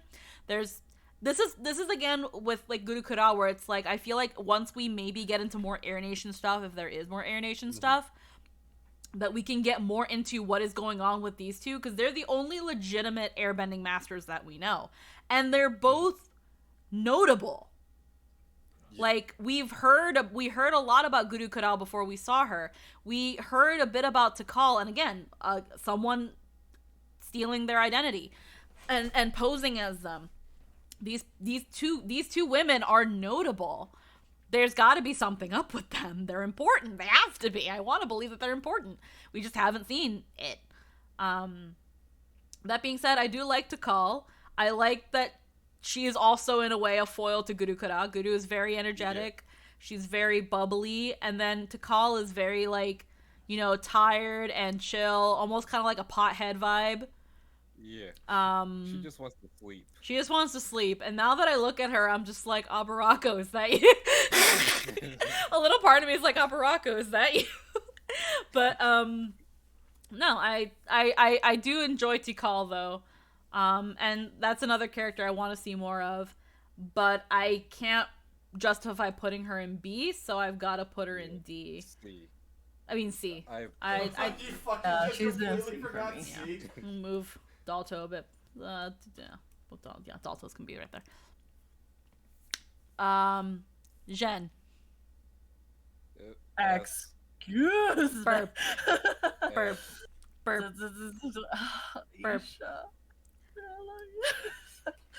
God, I can't rank my love like this. Jinx literally went for the past 10 fucking episodes, and he's better than Sudi.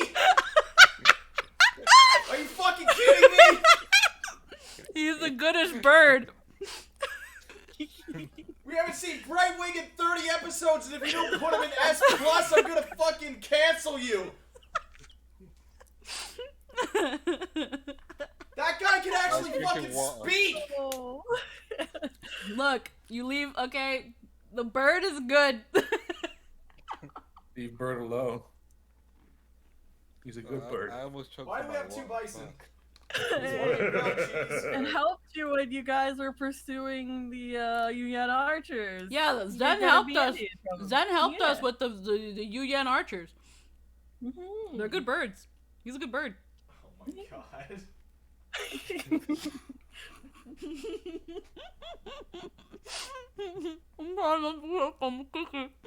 You fed it some buns. No.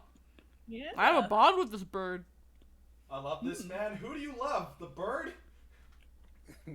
Are you saying that I'm a fucking very loud voice? It led us to the talk. It's great. An enjoyable voice, but a loud voice. Alrighty. Baba. Oh, I love Baba Baba's so great. freaking much. Baba is the reason Mei Li is the way she is. Yeah, she is. I had There we go. when I created Mei Li. Only take. When I created Mei Li, I gave Deco full reign on who the fuck raised her. I did not know who the fuck raised Mei Li until Baba came in. I think it's always better to do it that way because you shouldn't control what your parents do. Maybe give them like a quirk or two, like tell them they like to fish for a living or some shit. But like, you know, it really depends because again with Mei Li, I was already kind of going an amnesiac route with like the first third of her life, and then the other third being like she wandered around the world with a bunch of people. So her parentage could have been a little bit of anything.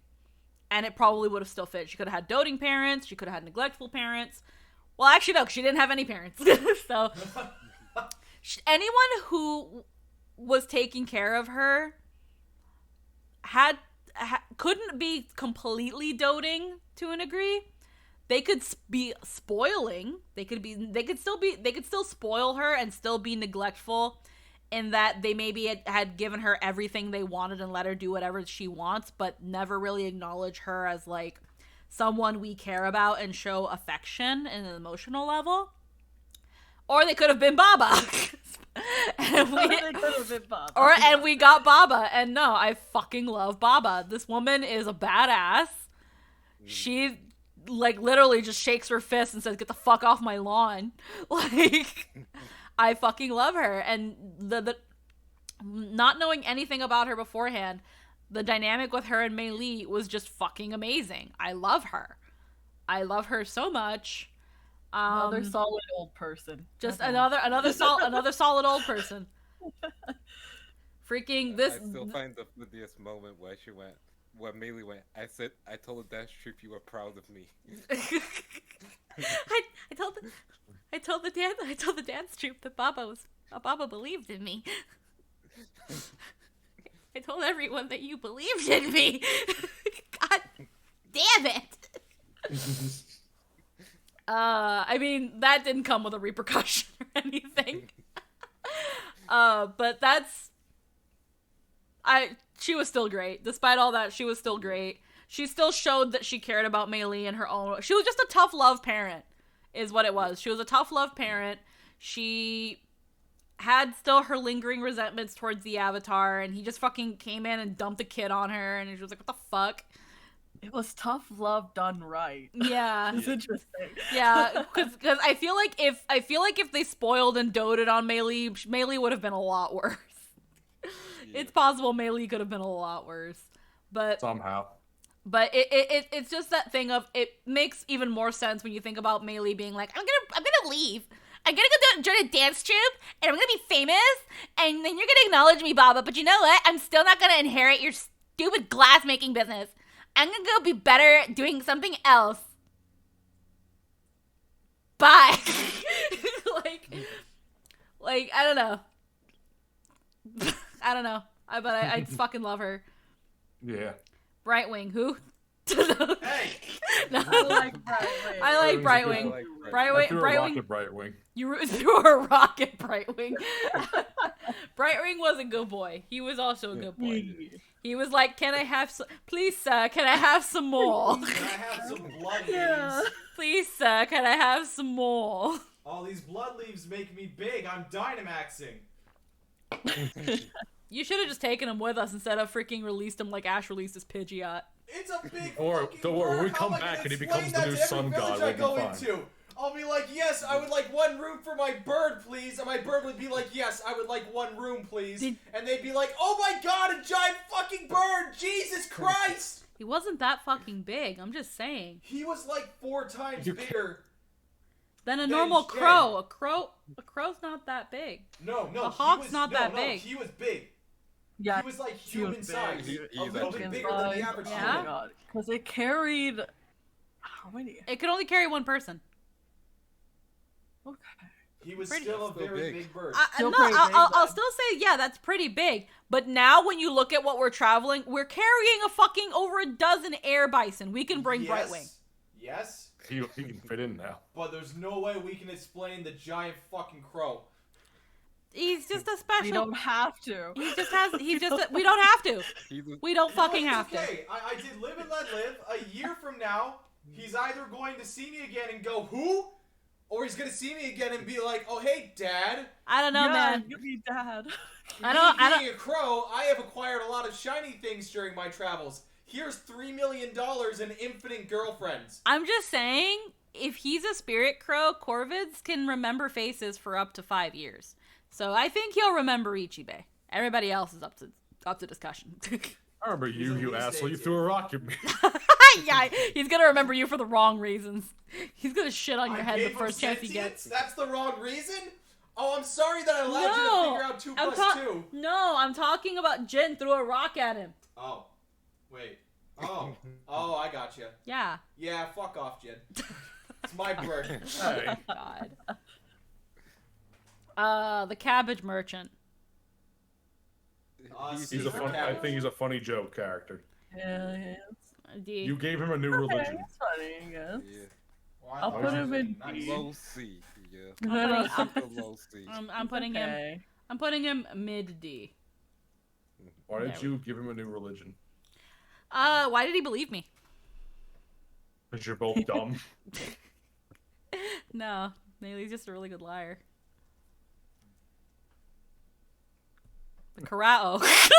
The Karao. Okay. Corral. I'm a I do Smith, like so corral. No, Lindo- I like the corral. Yeah. I do like the corral. I love the It's a Karao. big funny dragon. I love him.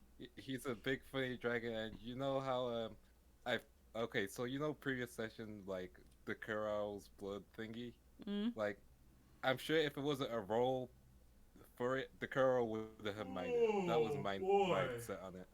Yeah. I think he's actually he would have found it A for me. entertaining. It's really Yeah. good. I like the Crow a lot.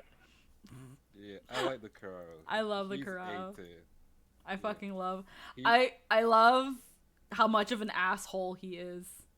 Yeah. Yeah, He it's is kind of he douche. is an unapologetically an asshole, and It's a dragon. he's so campy. I love how campy he is.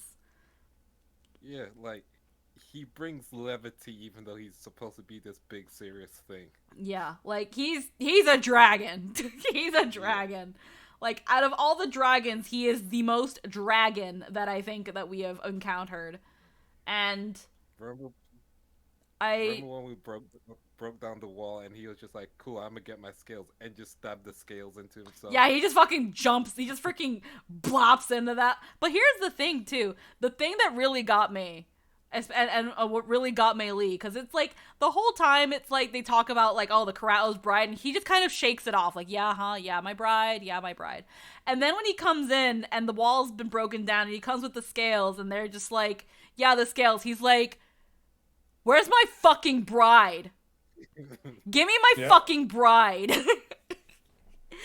And like, it's such a small thing, but that like really touched Mei-Li. Because for a moment it was like, yeah, she thought they like, oh, he doesn't take it seriously. It's most likely definitely a possessive thing. But then he was like, no, give me my fucking bride. And she was like, oh my god, he actually wants me. Corral X Bailey. Oh my god, he wants me. 100% He might down only for want me as a possession, but oh my god, he wants me. Jesus Christ. Listen, just get him a human body and then You got fucking Stockholm. that shit can Yo, happen. no, maybe she got like, yo, she's like she like. I love the fucking Let me see if I Corral. can get. I think I might have an idea of what the Corral might look like as a human. Hold on. If the Corral gets a human form, it's like it's over. It's just like, I don't know, Duncan. Like I am engaged.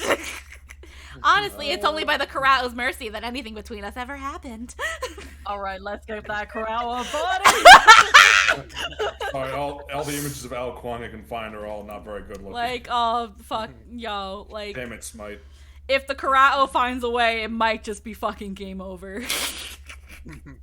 Cause man, that shit, that's some chef's kiss. That's some S tier shit. Fuck that. I fucking I love my frozen Aurelian soul. Fuck that. I'm barely trying. Yeah, that's the best part. He doesn't even have to fucking try. He's just like, yeah, this one's mine. Oh baby. Oh daddy.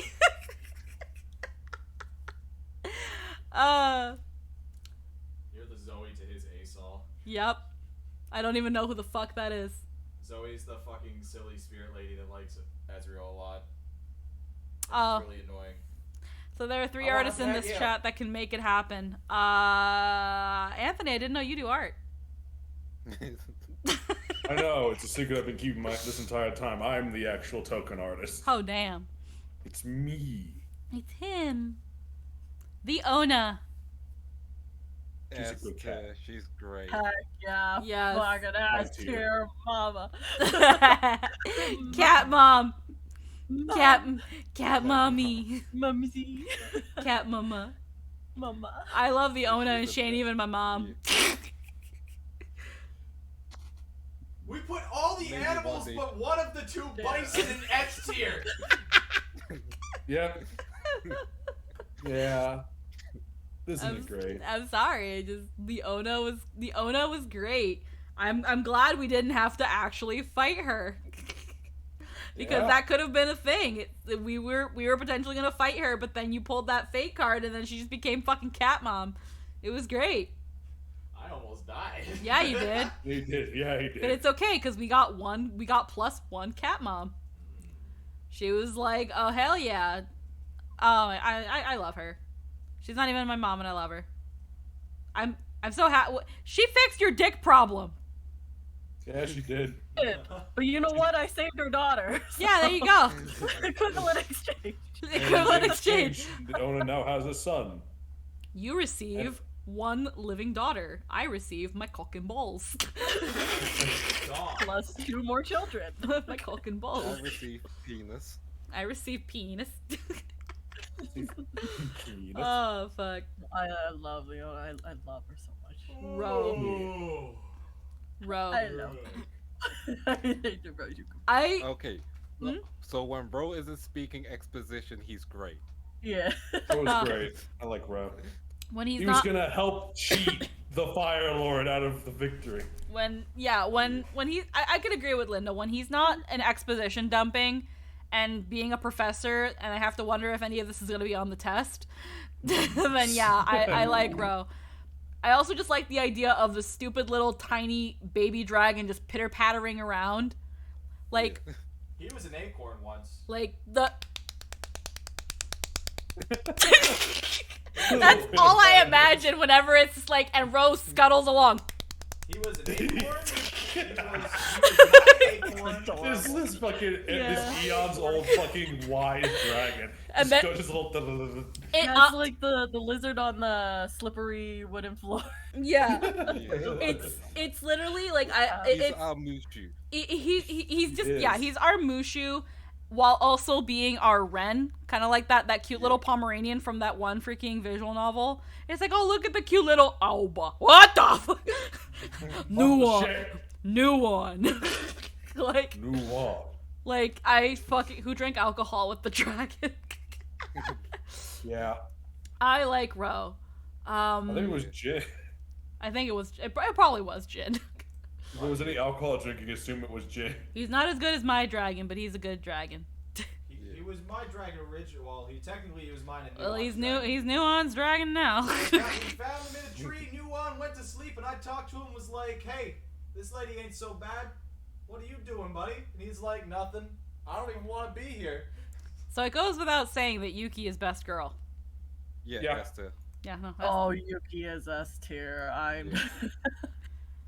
I like how she can go 52 sessions without saying a goddamn word. Oh shit, we're missing the Earth King. With Yeah, no, we We already honorable talked about mentioned him that. in because we forgot because we didn't have access to his art. What We what couldn't do find we it. tier him as? B or A? I He's definitely a B or A. he's definitely I think I think A or S, he's yeah. in my A tier. He's in my A. Yeah.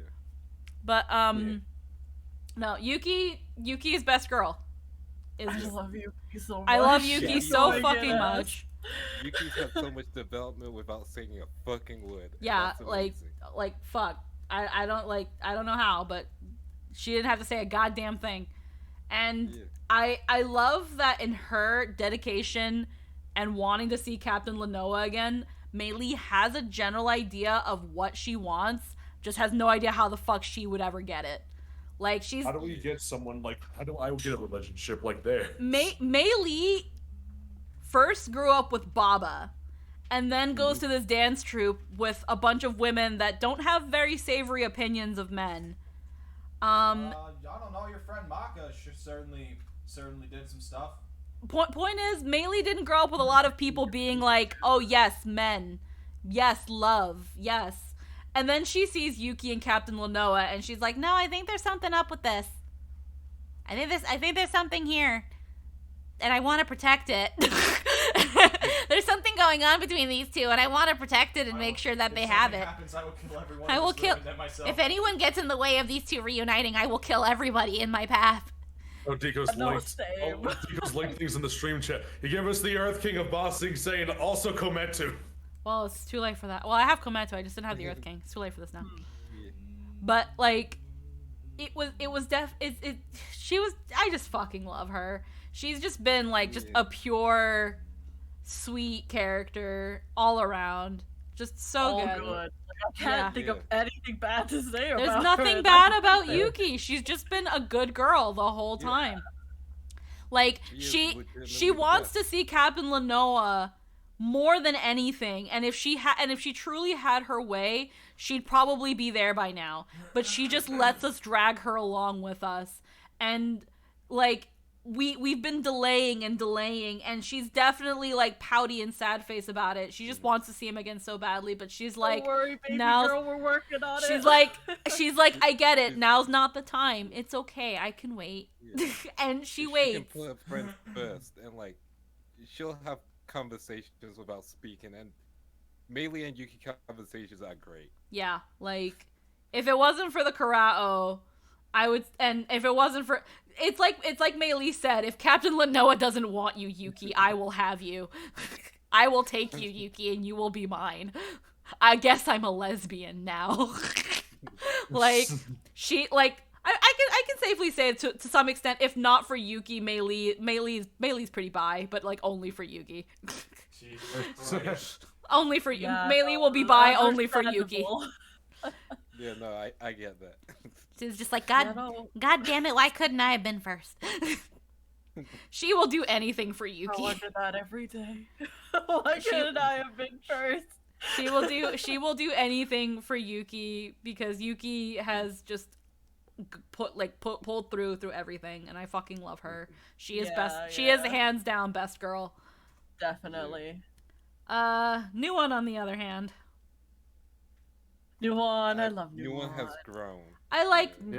I like New one. I think But I actually But- really I'll like put it New like one. mid-A. I would put Nuon in B. So Um, there's a toil with Nuon, right? Because Nuon is the Crayola model clay of the RP. We can literally model her into anything we want her to be, and we have done it on very few occasions. And by very few, I mean I love probably my over child, half and the I'll game. stand by my child. So because of that, there are a lot of things that we can enjoy about Nuon, but at the same time, it's mainly because we did it. So like, I don't think Nuon can ever be an S, but I don't think I would make Nuon a B, because Nuon has been too important, and Nuon is likable in most scenarios, except for when she does not know what money is, or for when she decides this boy is alright, even though the boy is not alright. What keeps Nuon away from A for me, despite all of her development and how much we do care about her, is the fact that she is so goddamn pivotal to the plot because she's the Avatar. She anchors everything down and is so central that it takes away from the players. I don't, Because because that's mhm. kind of the thing. Like, if one of the players were the Avatar, then that would cause an imbalance even more. Oh no! So I feel like yeah. I'm not what saying. she I'm not is saying. I'm not saying that the Avatar should have been a player. Absolutely not. No. Yeah. But what I'm saying is that in giving us an NPC that is the Avatar, she is by default the most important person. We here's the have thing, we don't have to like her. yeah. Like, it wasn't a but we ended up liking her. You know, Definitely. No, definitely. Again, I do care and I do love Nuon. The only thing that keeps her away from S or A for me is the fact that she has become so integral and so central that to some extent, and again, if it's loaded, if it's a hot take, it is what it is. She's become so important that we've had to our own stories, our own interests, and our own goals that are not entirely intertwined with the Avatar have had no choice but to take a back seat. We've had to think always first and foremost of Nuon.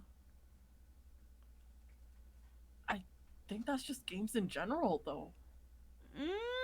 Like, Like games like this where it revolves around one central figure. Like, let's just say. Here's the thing. Been in Yu-Gi-Oh, Yugi was like the center, you know, like he was the guy, the Egyptian god, whatever. And then Avatar, it can't be helped in Avatar 100% because it revolves around an Avatar. Well, here's the thing. Their story. Here's the thing, and Dodge points out, you don't feel the same way about Alan? No, to some extent, I do feel the same way about Alan. We had no choice but to kind of be and mostly think first and foremost about Alan. With Nuon, again, we didn't have to be chained to the Avatar. The Avatar could have also been their own entity doing stuff in the world while we were also doing stuff in our own. The Avatar does not, like, the Avatar can be a figure in the world doing things, but not a central figure to what we are doing. Do you kind of understand what I'm trying to say? Here, the thing Okay, that I I like, might have a little pushback. yeah, like I understand We didn't go that. to bossing safe for the Avatar though. Hmm? Like the bossing safe stuff wasn't Avatar related, kind of. Like I like getting her bending and then like that's big Avatar stuff, but that's being connected to Akira. So now we've basically gone to that volcano island with Akira. A lot of that stuff is Akira stuff. Yeah. Bossing Safe was related to Captain Lenoa and reporting back stuff, and like the main thing with that for Nuan was keeping her secret out of it. But like we were there for Meili getting basically getting the mirror for the Kuro. So like Yeah, Bossing I Safe was feel like purely us. Yeah, I feel like she's. I do get what you mean, where like it shouldn't be her being the central thing, but like I feel for most of the time she's tagging along. Like even the war effort thing, like you guys are going there for Captain Noah for Yuki, like that, like I don't see Nuon in that equation fully, kind of. If you get what I mean. I can see what you mean, and I want to say that that's because she couldn't bend. I feel like if she was able to bend from the very start, my feelings for her would have probably been magnified, because it's like, okay, we have the Avatar who can do everything, so why are we here? Which, again, thankfully, with weird quotes, her not being able to do anything, again, puts more spotlight on us, because we have to take care of her. We have to make sure that she's protected. We have to figure out what's wrong with her, and that does involve us in the story. That does make us important. It does make us integral too. By saying that she is central and pivotal is not saying that we are not important at all and that we are unnecessary or that we don't need to be here. It's mostly just that most of our choices have also had to consider Nuon. Well, what about her? What do we do about her? How else can this further help her? That's where I guess my sort of like argument comes in. That's what Avatar is. Sure, she could have been a figure somewhere else, but is it really Avatar then? Because Avatar itself focuses their story on the Avatar. So unfortunately, we have to focus on said figure because that's what the series is about. And if this is an RP based on that, without, making one player character overshadowed than the other, we have to have this central figure that we focus on, which is the Avatar. And that's what the series is. I get what you're trying to say, and I would agree with you to an extent if they weren't already actually making an official tabletop with the for Avatar, for the Avatar series, and none of it requires actually having the Avatar involved. You can still tell a story of characters in the world of Avatar, and the Avatar is not a player character or an NPC, or they don't even have to be there. Yeah, so, we can definitely do that. Yeah. It's just I'm not saying that like we don't need the Avatar. And what I'm saying is that like the Avatar, yeah, they can be what Nuon is, but they could also have just been a figure in the world that is also doing things. They could still be in the world. But it could also just be a story of other characters trying to fix what's going on with the world. And yeah, at some point we could have wanted to find the Avatar to help us out, but it wouldn't have been the central thing. I think you're the only one on this hill, Squeaks. That's great. I don't care. Like, that's fine. Like, that's just my opinion on it. I know, like, I definitely think it is definitely a possibility. Like, that's definitely a thing we could do. I just think it's more like we only have so much like say in what happens in the Avatar world, so I guess it makes it a little bit easier actually to have the Avatar there for world building and such like that. But I think that's more on the side of game creation and like world building and whatnot. Yeah. I feel like I get what you mean. I definitely do see the value in that. I feel like that stuff shouldn't affect how Nuon is viewed as a character. Oh no, definitely not. Again, Yeah. I still care and I still love Nuon, but I feel like with certain instances, she was a bit what to do with Avatar was very foremost in the front of our minds, because again, we had to make sure no one can know that this is the Avatar, let alone that she can't bend, because a lot of people are after the Avatar and things like that. The stress of those situations though, because like it challenges our characters. Like, oh, now we're presented with this issue where we have to either like do something for the Avatar, but will we do it? You know, I kind of liked it. That's fine. Yeah. She's still a B for me.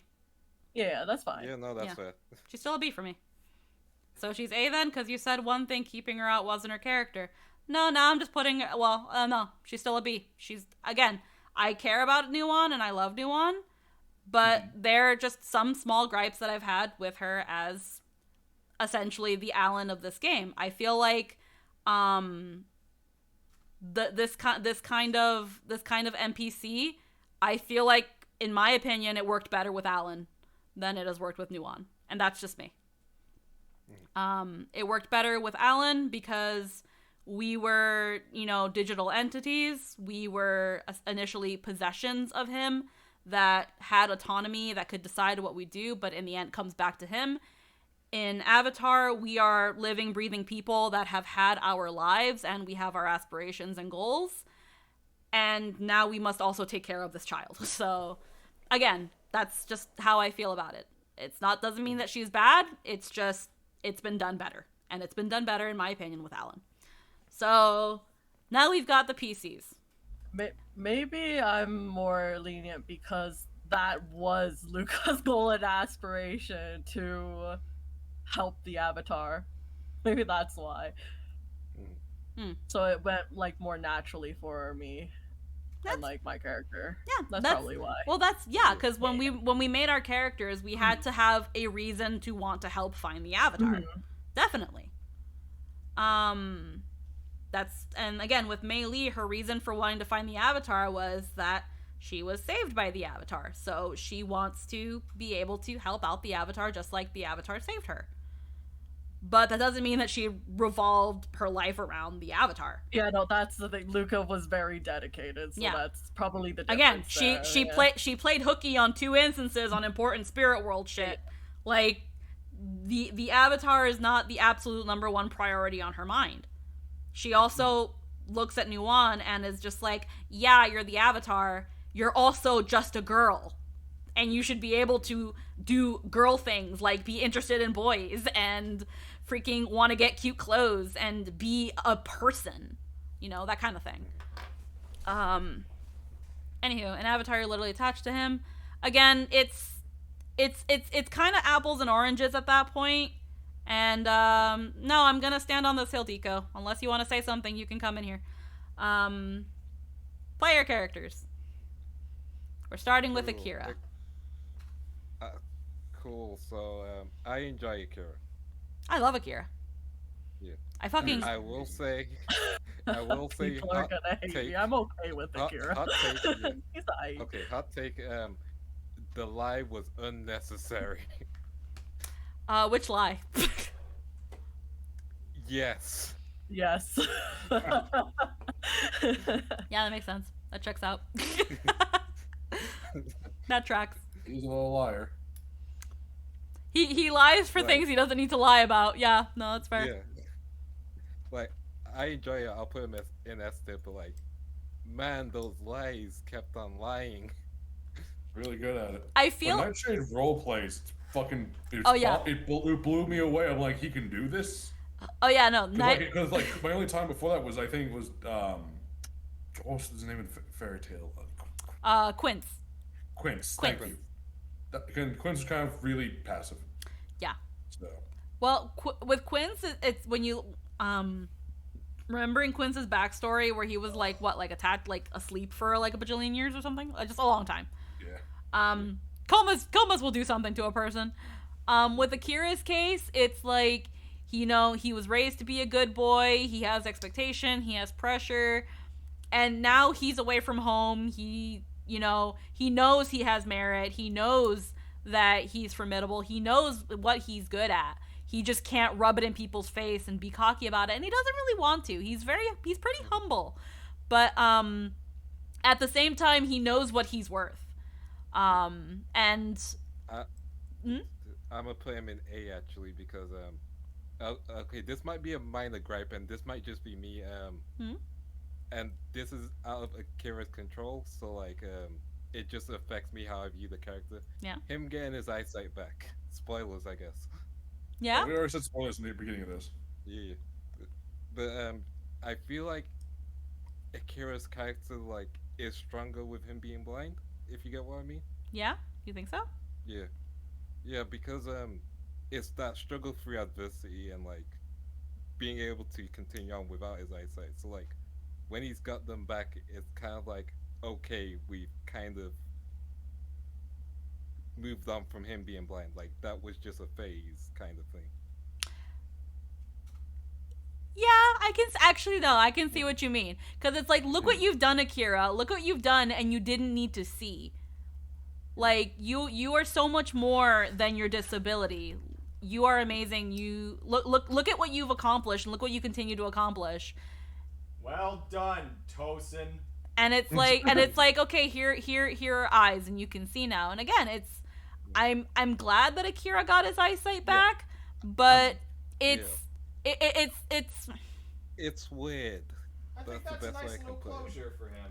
Is it closure? I don't think it's complete closure. He still has to go maybe find the people that did it to him. I don't know. But It was that. I think it's a nice little gift. It was that thing of like, yeah, it was a hindrance to Akira, but it wasn't something that needed, like, did it need fixing? I mean, I think that there's more to the eyes than meets the eye. Oh yeah, no, there's definitely something up with them. There's definitely something up with these eyes. But like, I think there's we'll definitely a need gift to wait for to see yeah. what's Side up of with those these eyes. This is just like general emotional reaction. Like I'm removing all logic from this. This is just emotion. I just noticed that I never had music playing. So when Bleach comes up when you play Avatar, you have to tell us what other comparisons in Bleach that you can make. It's too late to put on music now. Yeah, so I can kind of get what you kind of mean, where it's like it's like the person on the wheelchair suddenly being able to walk again. The blind man can see again. I guess his character arc is solved, but like, Thank you, Dragon I wouldn't say his Jesus. character arc is solved. No, this is just yeah, I will say his parents stuff is interesting. So when that gets resolved, I'll put that up again. Yeah. Deco says, I agree with Tristan. Even though it made him interesting, he wanted to have it fixed. That being said, there is a reason I haven't asked for new art yet. We shall see next week how well his eyes are. Okay. That's foreshadowing. yeah. So I do what, but no, his eyes never define him. I don't think he's gonna act any different. No, I don't think. Again, I don't think he will either. Nightshade. Imagine if he just becomes a fucking Chad after this. What's up, douchebags? I can fucking see what you're doing now, losers. Oh, I see. Get it? Because I can see now with my eyes. if I should start doing Are that, your eyes dragon eyes? He just becomes a fucking shit poster. But Hey, you on, you little stupid loser. I think that, despite I think that him getting new eyes or whatever we're gonna call whatever the actual effects of this are, I think that it's another step towards. I think it's just another step towards Akira getting what he really wants, like I guess to undo the burning of his eyes. I guess it's a step, and it's a power. Like he earned it. He fucking earned it. That's true. He did that. He did. And he's been even without the fucking whatever. Akira's fucking hands down like the most powerful one of us. Yeah. Like he's done such cool shit, and he's such a lying little rat, and I love him. Yeah. Whenever Akira has those like, I wouldn't say gremlin moments, but those moments where he just fucking loses his shit. I have to like sit there and like really look, and sometimes I have to wonder if it's Nightshade or if it's Akira. I can tell you right now who it is. But at the same time, Nightshade does get so enveloped in his characters. That's why I'm just like, is this Nightshade or is this Akira? Good question. Because it's like whenever Akira loses his shit, it's that thing of like, yes, no, it makes sense. You've pushed the blind man. Akira lived his entire life, I guess, in a culture of like emotional suppression, I suppose. Yeah. If we're going off stereotypes of like what Fire Nation's supposed to be. Not even just like the cultural thing, just the whole high society thing. Everyone's looking at you. Yeah, that whole thing of you gotta feel this, that, and those, and you can't let this be seen or that be yada yada yada. You represent When us. Akira explodes, it's the fucking most appropriate shit because he's all lived his entire life of don't explode. Yeah, no it's just don't explode. Yeah, it's just him. Is Akira the only player that's not here? Yes, actually. I'm not a player. I just did a Technically recap. half here. Yeah, no, like Nightshade's the only player that's not actually here. But that being said, Akira, I feel like the times that Nightshade was like dead because being tired from work, or the times he's fallen asleep on us, like we joke that Akira has like narcolepsy, or at least I've joked, and We joked that Quince had narcolepsy. poor Nightshade. All of David's characters. I have to put Akira in A tier.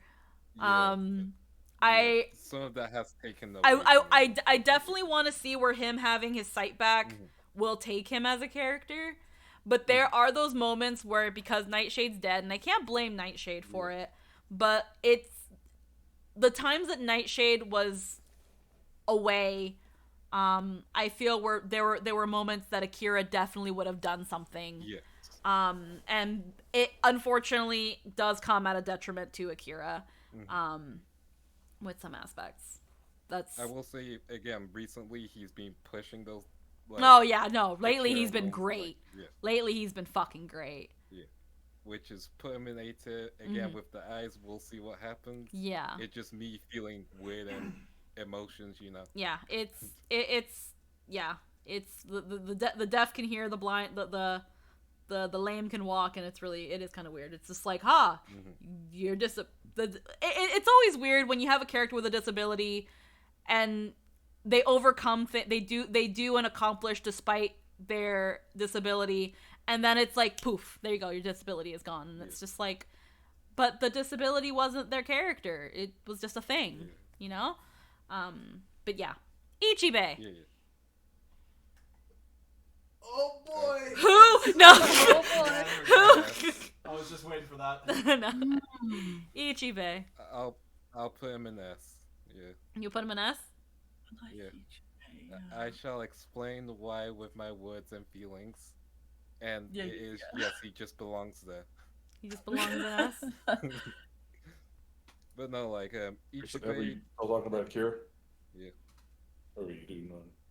Aside I'm not gonna lie, he has both. I wish he had more. Our beloved seizure ninja is an S tier. More.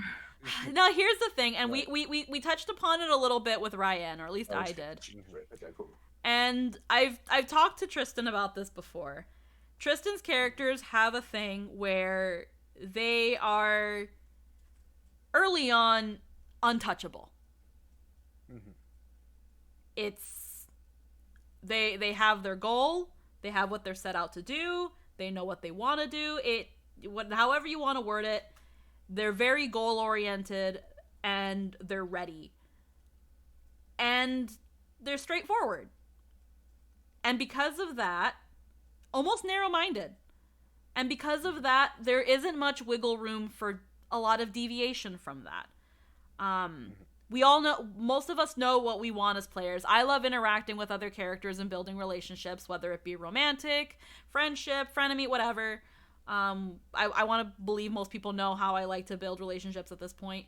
So Ichibe, very early on, was felt very far removed and distant from the rest of the party, which early on made it really hard to vibe with. Yeah. I understand in the case of me and Jester, it's wanting to stay away from, oh, the players are dating, so the characters. And I totally understand that.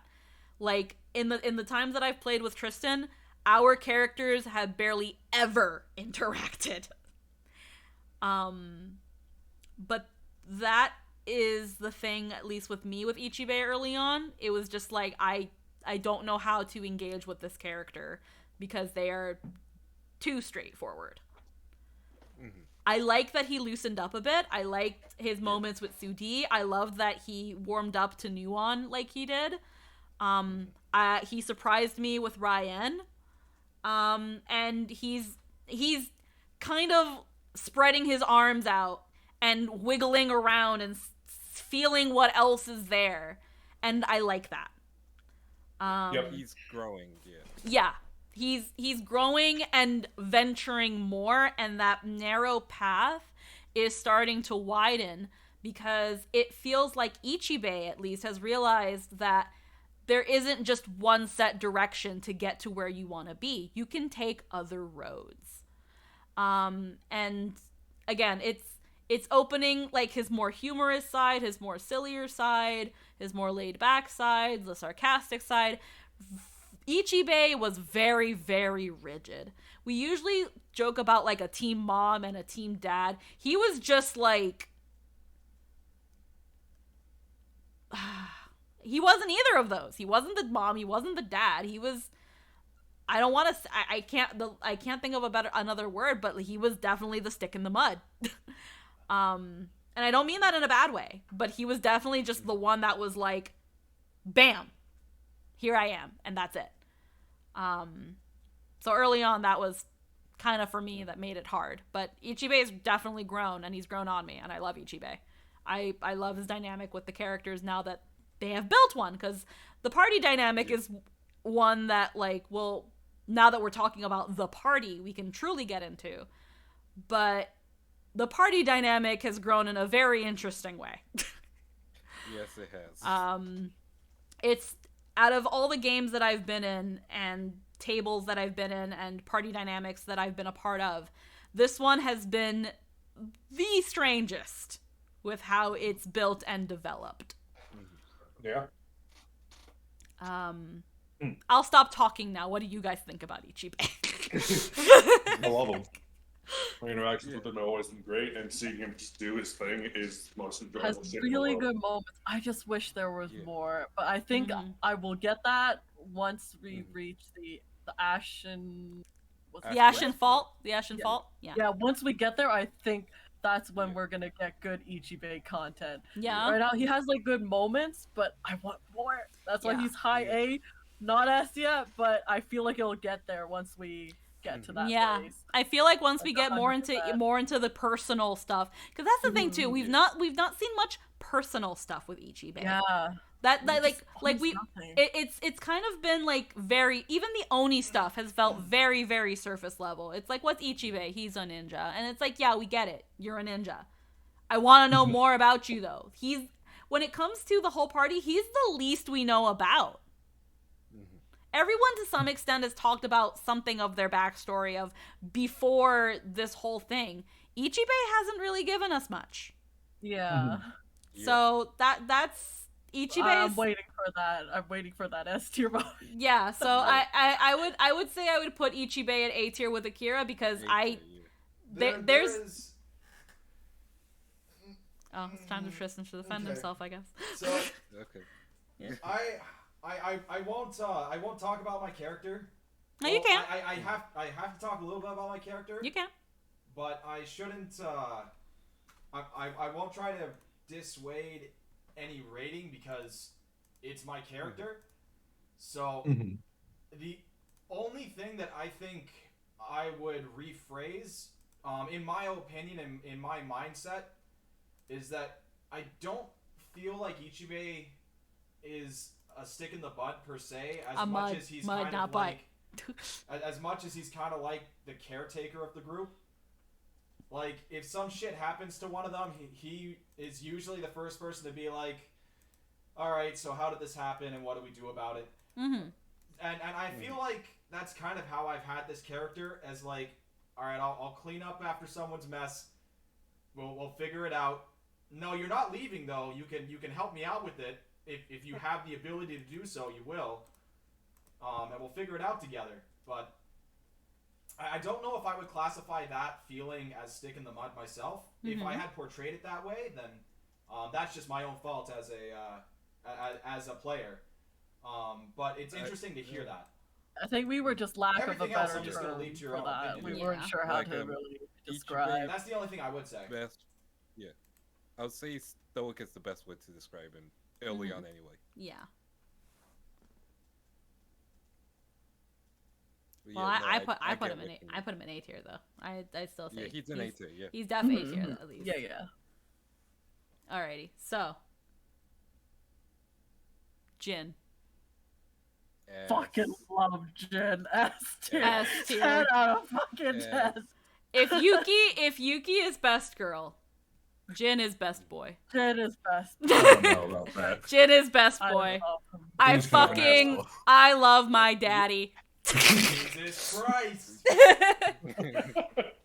Okay. Jin is great. Oh, and, sorry, like, beer back. Okay. Yeah, no worries.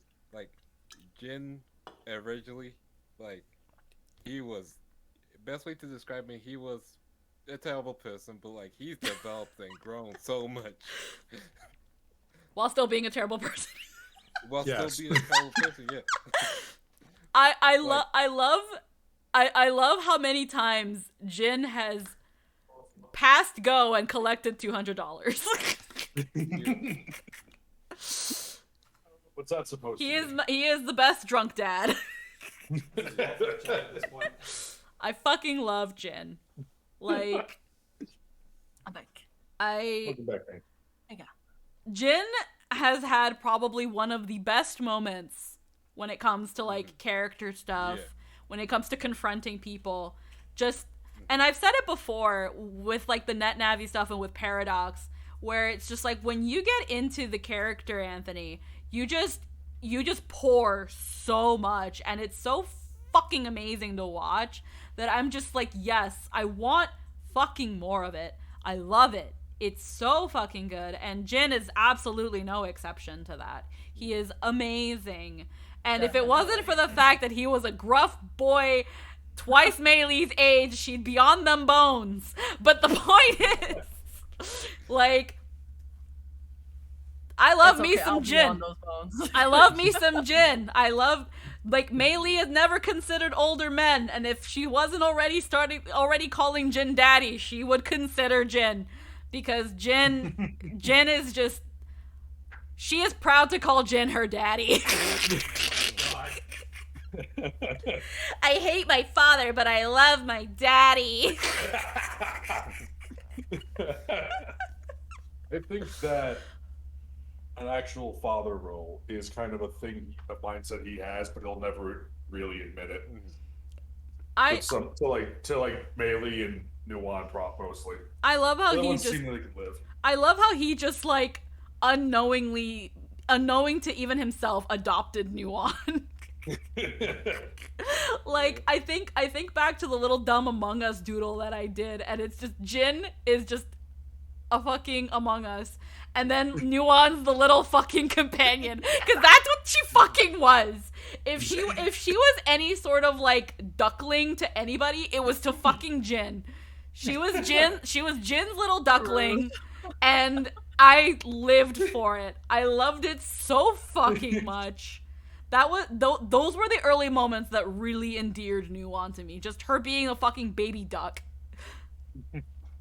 Like, I probably would not like Nuwan as much if not for Jin. I have to say that. Nuwan would be at like C if not for Jin. I fucking love him. I like to think. I try my best. Dynamics. I try. Yeah, and I don't know. I try. I just do my best. I like to think the last session showed that. Oh, again, it's great. Again, it's fucking great. Jin has had so many golden moments, and you know what? It fits. it fits that he has all these golden moments. He's fucking gold. Yep. Jin's the little fucking rat that I gotta keep an eye on every now and again to make sure he doesn't do some dumb bullshit that I have to clean up later. But he's right. We've had some really good drinks. I fucking love the dynamic with Jin and Mei Lee. It's so fucking good. Jin with anyone is a good dynamic. I like love the dynamic that we got going on. I fucking love any moment that Mei Lee and Jin are together. I know I'm gonna have a good fucking time. I know I'm gonna have a good ass time. Like it can be the most serious fucking tearjerker moment, and she's like, "It's okay, Daddy," and he's like, "God fucking damn it!" Just had to say, okay, now it's gone. It's just like they have the most heartfelt, touching moments, and then she just calls him Daddy, and then it's gone. And it's gone. But the one time where he's like, he doesn't say it's okay, it's gone. That's the real moment. That's the moment everyone's waiting for. I love it. And I love when she was drunk and she was like, maybe I'm just cuddle deprived because no one loved me, Dad. And he was like, okay, we can cuddle, I guess. No, Ichibei, hug me. He's like, okay then, you fucking... Okay, bitch. Yeah, I become your end boss. Alright, that's the last time I give you any help. She has yet to cuddle with Ichibei and Jin. I'm your real boss battle. Actually, no, technically she did cuddle with Ichibei a little bit when they were drunk, but like Jin she has yet to truly cuddle with, but don't worry, it'll happen at some point. And it'll be only platonic, unfortunately. Jin scientifically breaks down every stupid moment. Jesus Christ. Daddy, what do? I have boy troubles. Have you tried killing them? No. Have you tried stealing from them? No. What should I steal? Yeah. Ah. Just yeah. But enough about Jin. What about Luca? I love Luca. Okay, as to I really like Luca. He's a pig. You said S tier to everyone, Lindo? Can I explain? Yeah, go for it. I mean, it's neck and neck between Ichibei and Luca for me.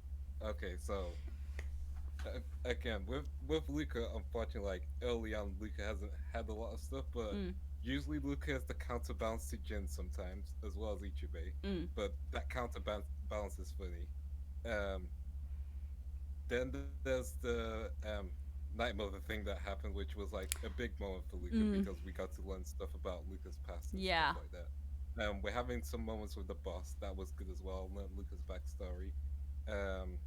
Then we got to the Fire Nation, and man, she really pushed for Xion. Like, she was pushing for that guy, and like, eventually we were able to basically have someone on our side who was good, and it led to the whole, okay, here's the black ring that belonged to the Fire Lord's wife, and like, yeah, Luca really took off during the Fire Nation. Yeah. And then we have Luca and melee interactions, which are enjoyable to watch. I am starved of them every time. Lindo's just sitting there with his plate. I'm like, please, girls, can I have some more? Please. It's not even like a ship. It's just I enjoy the two dynamic because like they can have a really good heart to heart, and like that's great.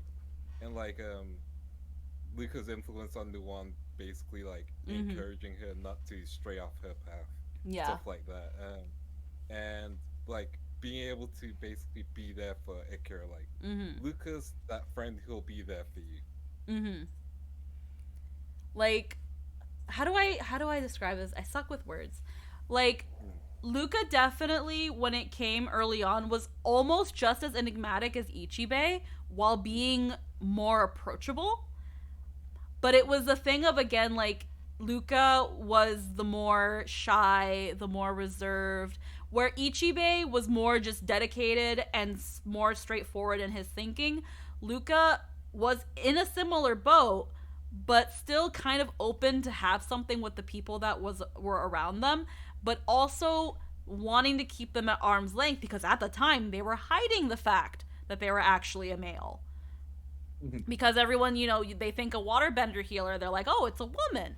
So you know, he had to keep people at arm's length and didn't want to show too much. And then when you go into Luca's trauma of, you know, it makes sense for Luca maybe not wanting to have gotten too attached to people, because then if they fly off the handle and did like what happened, they would probably feel like they were repeating that past.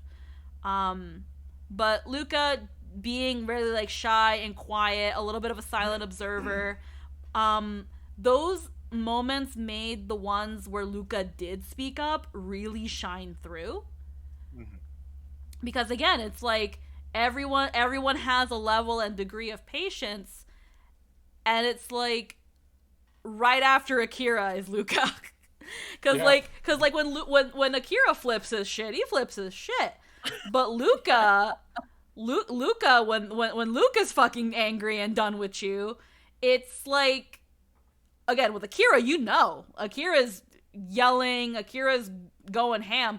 Luca will let you know, but they don't have to be loud about it. The cold anger. It's a cold anger, which is a very good opposition to Akira's very flaming hot anger. Like fire and water. Oh my god. Yeah. I like how, in a way, all of us still represent a stereotype of each of the bending styles. Yeah, fire, water, earth, air, and ninja. And ninja. The ninja stereotype of existing. The ninja stereotype of who is he? I don't see him. Well, the thing about Luca is that out of most of the team dynamic that we've got going on here, the one person that Ichie can be like, yeah, no, it's fine, is like, if Luca says some shit, he'll be like, I probably don't have to question it because I know this person has thought this through. If that's what they say, it's probably all right. Like, again, very very level-headed. I can trust that if they say something that they thought it out, because that's the same thing I would have done, and I'm like, okay, no, I can trust this person. Not only because they are level-headed, but because they are also strong enough to back up what they're saying if something were to happen. Like, there have been three times now, 3 different moments where we've been in a spot where we're like, oh fuck, we have to 2v2 now, and every single time we've done really well. Yeah, and that might have a lot to do with the respect that Ichibei has, but it's also the personality. Because Jin, it's like, I gotta make sure the rat boy doesn't fucking steal some shit.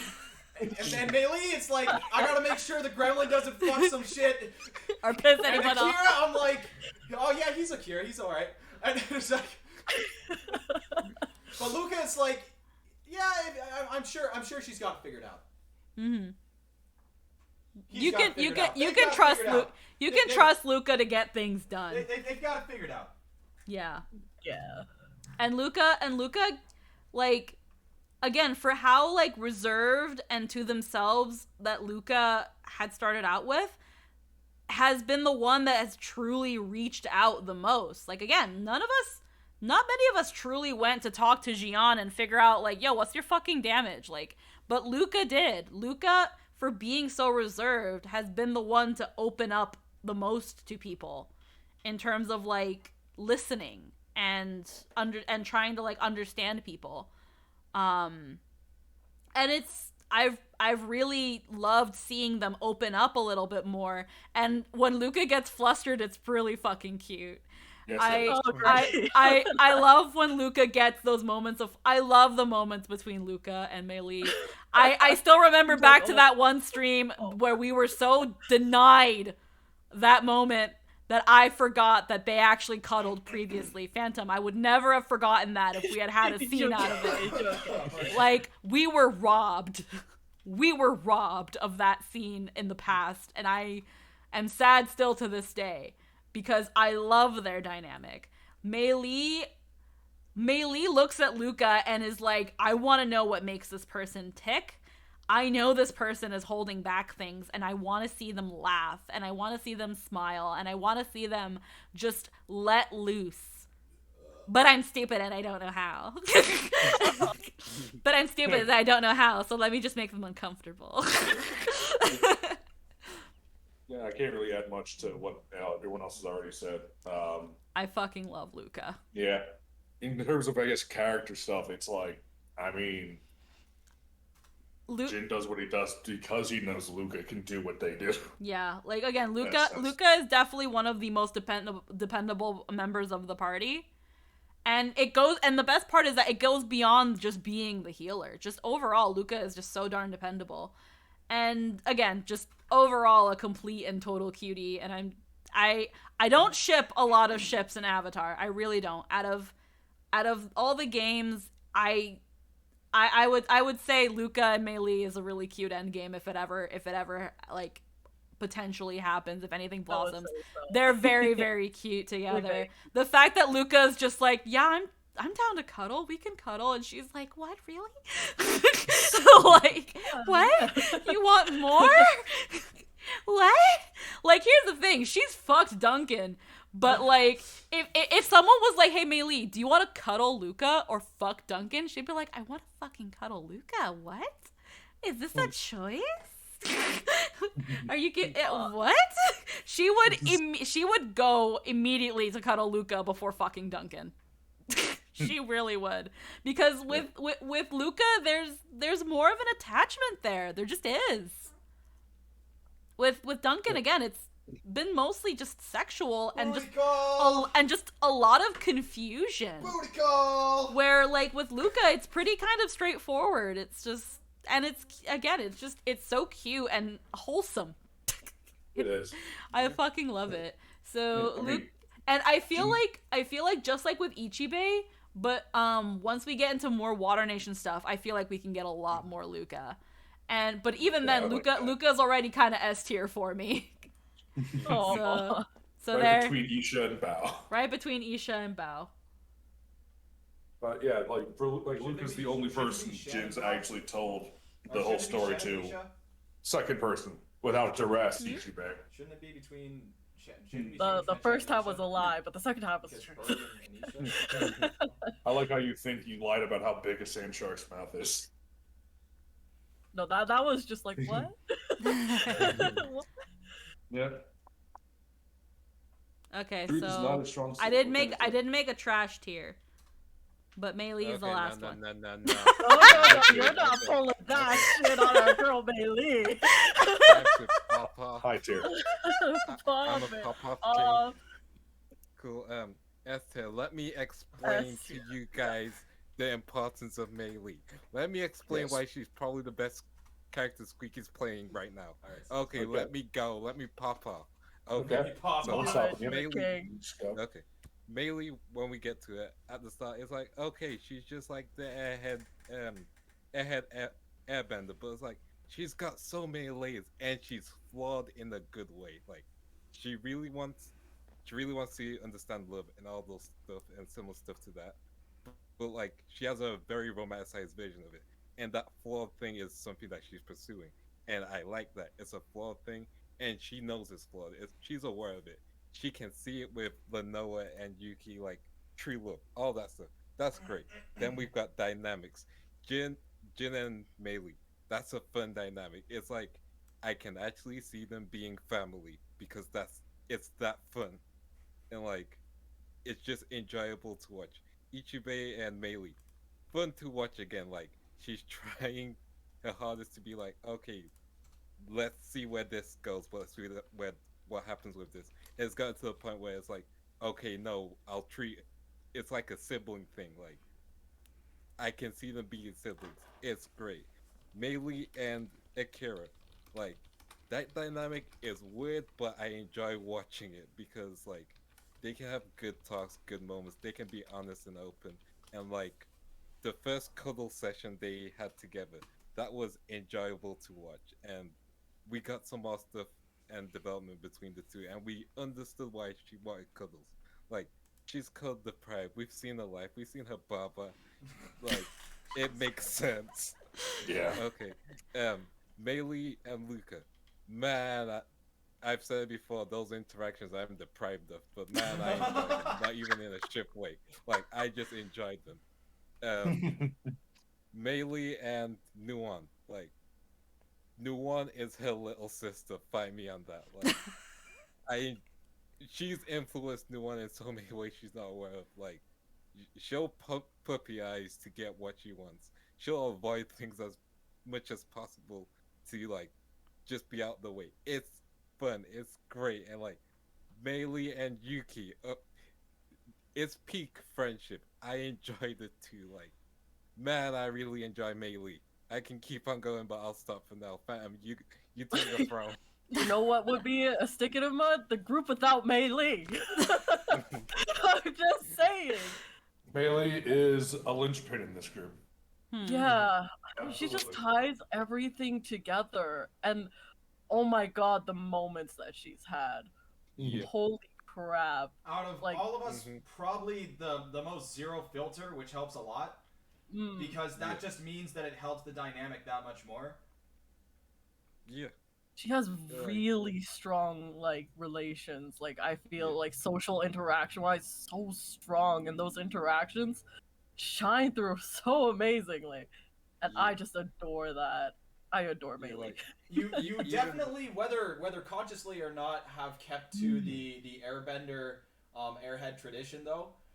There are some moments where you're just out there, but it works for your character because that's how you portrayed them to be. Yeah. I intended Meili originally to just kind of be a good girl. Yeah, like a bit of an airhead, kind of not dumb blonde, but kind of in that little, like, silly. And then I don't know where she just went full fucking gremlin, but she's been on that road ever since, and that is definitely where I have the most fun with her, is when she just goes full on gremlin. Out of every one of the characters, Meili is the one who has had the most effect on Nuon's personality and confidence. I agree with that. Yeah, definitely. Whether through lying or otherwise. I will say, and I hate to be a foil because I don't want to be that foil. But I feel like as much as the gremlin part does help define the dynamic more. I know we call it the gremlin part. Honestly, I don't think we should call it that as much as it is a meme to call it that. Yeah. It's just your own spiciness that you add into your character. As again, what I mentioned before was kind of more of a no filter thing. Yeah.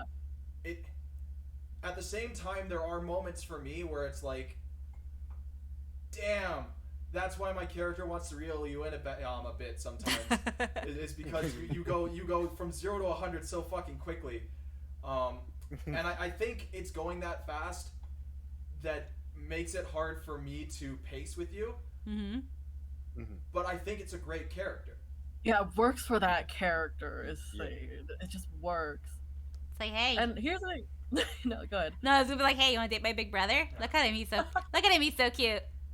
Well, you're a cold bitch. Oh, you're a bitch. And I'm just like, stop fucking.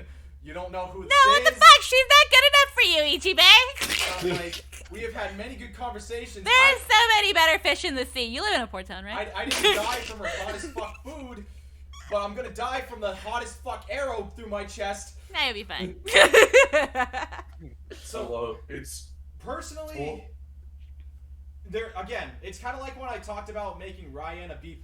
There are no B+, A-, all that stuff. Personally, I don't feel like Meili's an S tier to me, but I don't feel like it's an A tier. I feel like it's an in-between. I feel like it's an A+. I can definitely get that. Yeah. She's halfway through the door between A and S. You're halfway there. Yeah, I'd say she's still definitely the most immature of the group, because again, she gets into that thing of like, the adults are talking. I don't know how I can contribute to the thing. When push comes to shove, when it really, really matters, Meili is there, and that's what I like about that. It's like, sure, there are some moments that would have been like, okay, it would be really nice to have Meili here. Yeah. But when push comes to shove and things are happening, she's there, and she does what she has to do. Last game, exactly. Perfect example. She was there. I love that outburst. That outburst so fucking was much. Perfect. It was so good, and I was so glad you did it. Like, that was just amazing. I can't wait for the fury of when you tell Luca and Jin, hey, the trial was not go to the dragon. Oh my god, guys. You'll never believe it. You ready? What? She was doomed from the start. Wow. Isn't that hilarious? Yeah, we said that. Yeah. The trial was to not go. Not a trial. I know, right? Isn't that a sack of shit? I should have bitch slapped her right there. How do we tell when it ends? Yeah, right? That's a great question. I don't know the answer. I should have just bitch slapped her on right there. Wait, I just realized something. Hmm? Taking the cure would have made her pass the trial. She wouldn't have gone there. Yeah. Yeah. Well, I mean, the dragon would have came out in its fucking corporal skeleton beast mode form, and we probably all would have died. Oh no, it would have cut the connection. The thing the dragon was gonna do anyway. Well. Oh boy. Learn what can we do? It's happened, and now Kira's got a cool eye. Yeah. Also, you got to bitch at a dragon. It's like, huh. Yeah, no, she was like, you know what? If I'm gonna piss off a dragon, I'm pissing off this one. Yeah, fuck this one. in particular. This one's all me. Fuck this one in particular. So when you say he couldn't come out, he's dead. What would have came out then? Because that fucking fucking avatar was adamantly confident we were about to get fucking rolled. I think that the skeleton hands and that dragon are different dragons. Which the former avatar you talked to couldn't have known, I guess. Yeah, but it was that thing of they wouldn't have known, but like they were all we kind of had to go off of, which is why we were like, okay, fine, throw up the serum. It was an airbender. We should have tried kept digging down and seeing if a fire avatar would have come out that time. But all seriousness, though, it is what it be. Yeah. When I think about the moment from last game, it's like, again, they were just like, oh, don't you want to start fresh with a new avatar? Wouldn't that be great? You can get an avatar that works. And it was like, hold on a fucking minute, you are not talking like this isn't your fucking fault. Yeah, right. You're not talking like this is all your fucking fault. Because again, it comes back to like Mei Li looking at Nuon and is like, yeah, she's the avatar. She's also just a girl. Let the bitch live.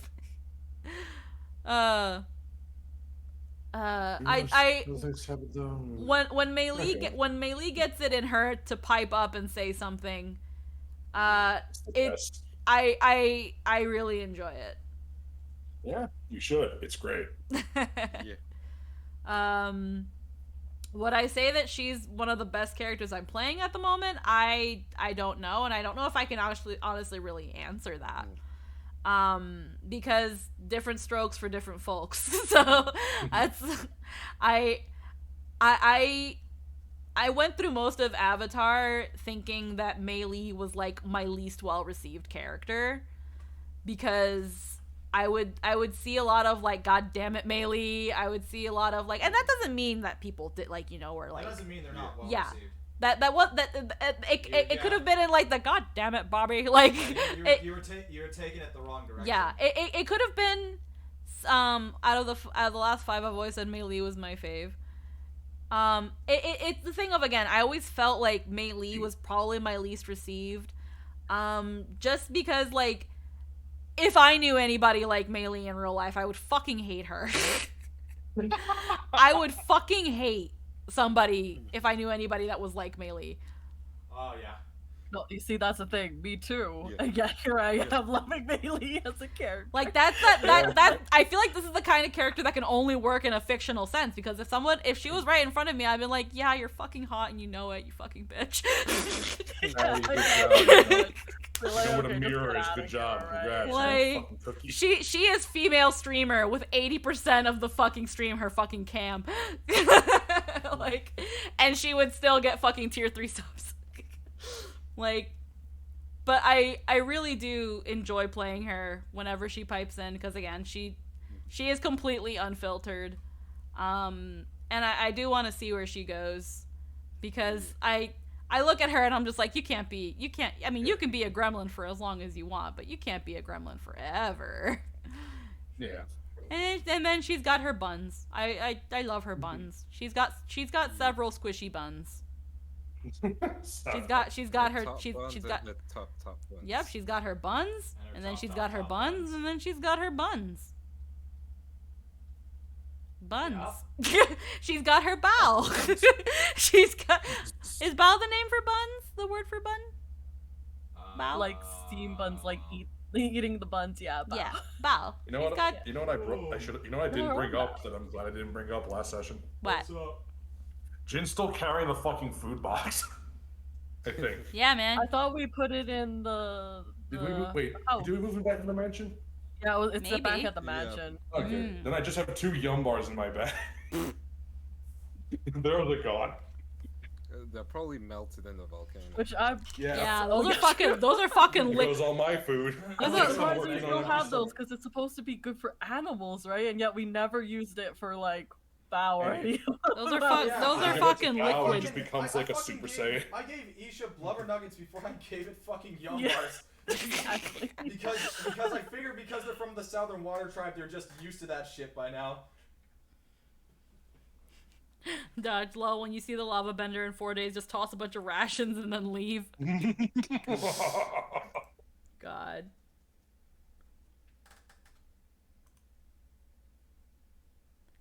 There's a lot of NPCs in Avatar. Yeah. I'm just kind of looking through here. Holy moly, we've got quite the group of peeps here. Man, we need to get like the Karao art and the Ona art and Ro. And also Baba and Uh. Prim, Jim, and Clem. They have Prim has Prim art. has more a bit Yeah, more for me. personalized art. I don't think we have to give every single one of them individual art, to be honest. They're all the 4 of them are very important. The Imps need arts. You're crazy. Yes. I'll give you Clem. Only Well, Clem. I guess only Clem. He gets the truth. I only watched 2 games. Is this the biggest cast? No, we have more. No, I don't think so. I'd say the biggest cast.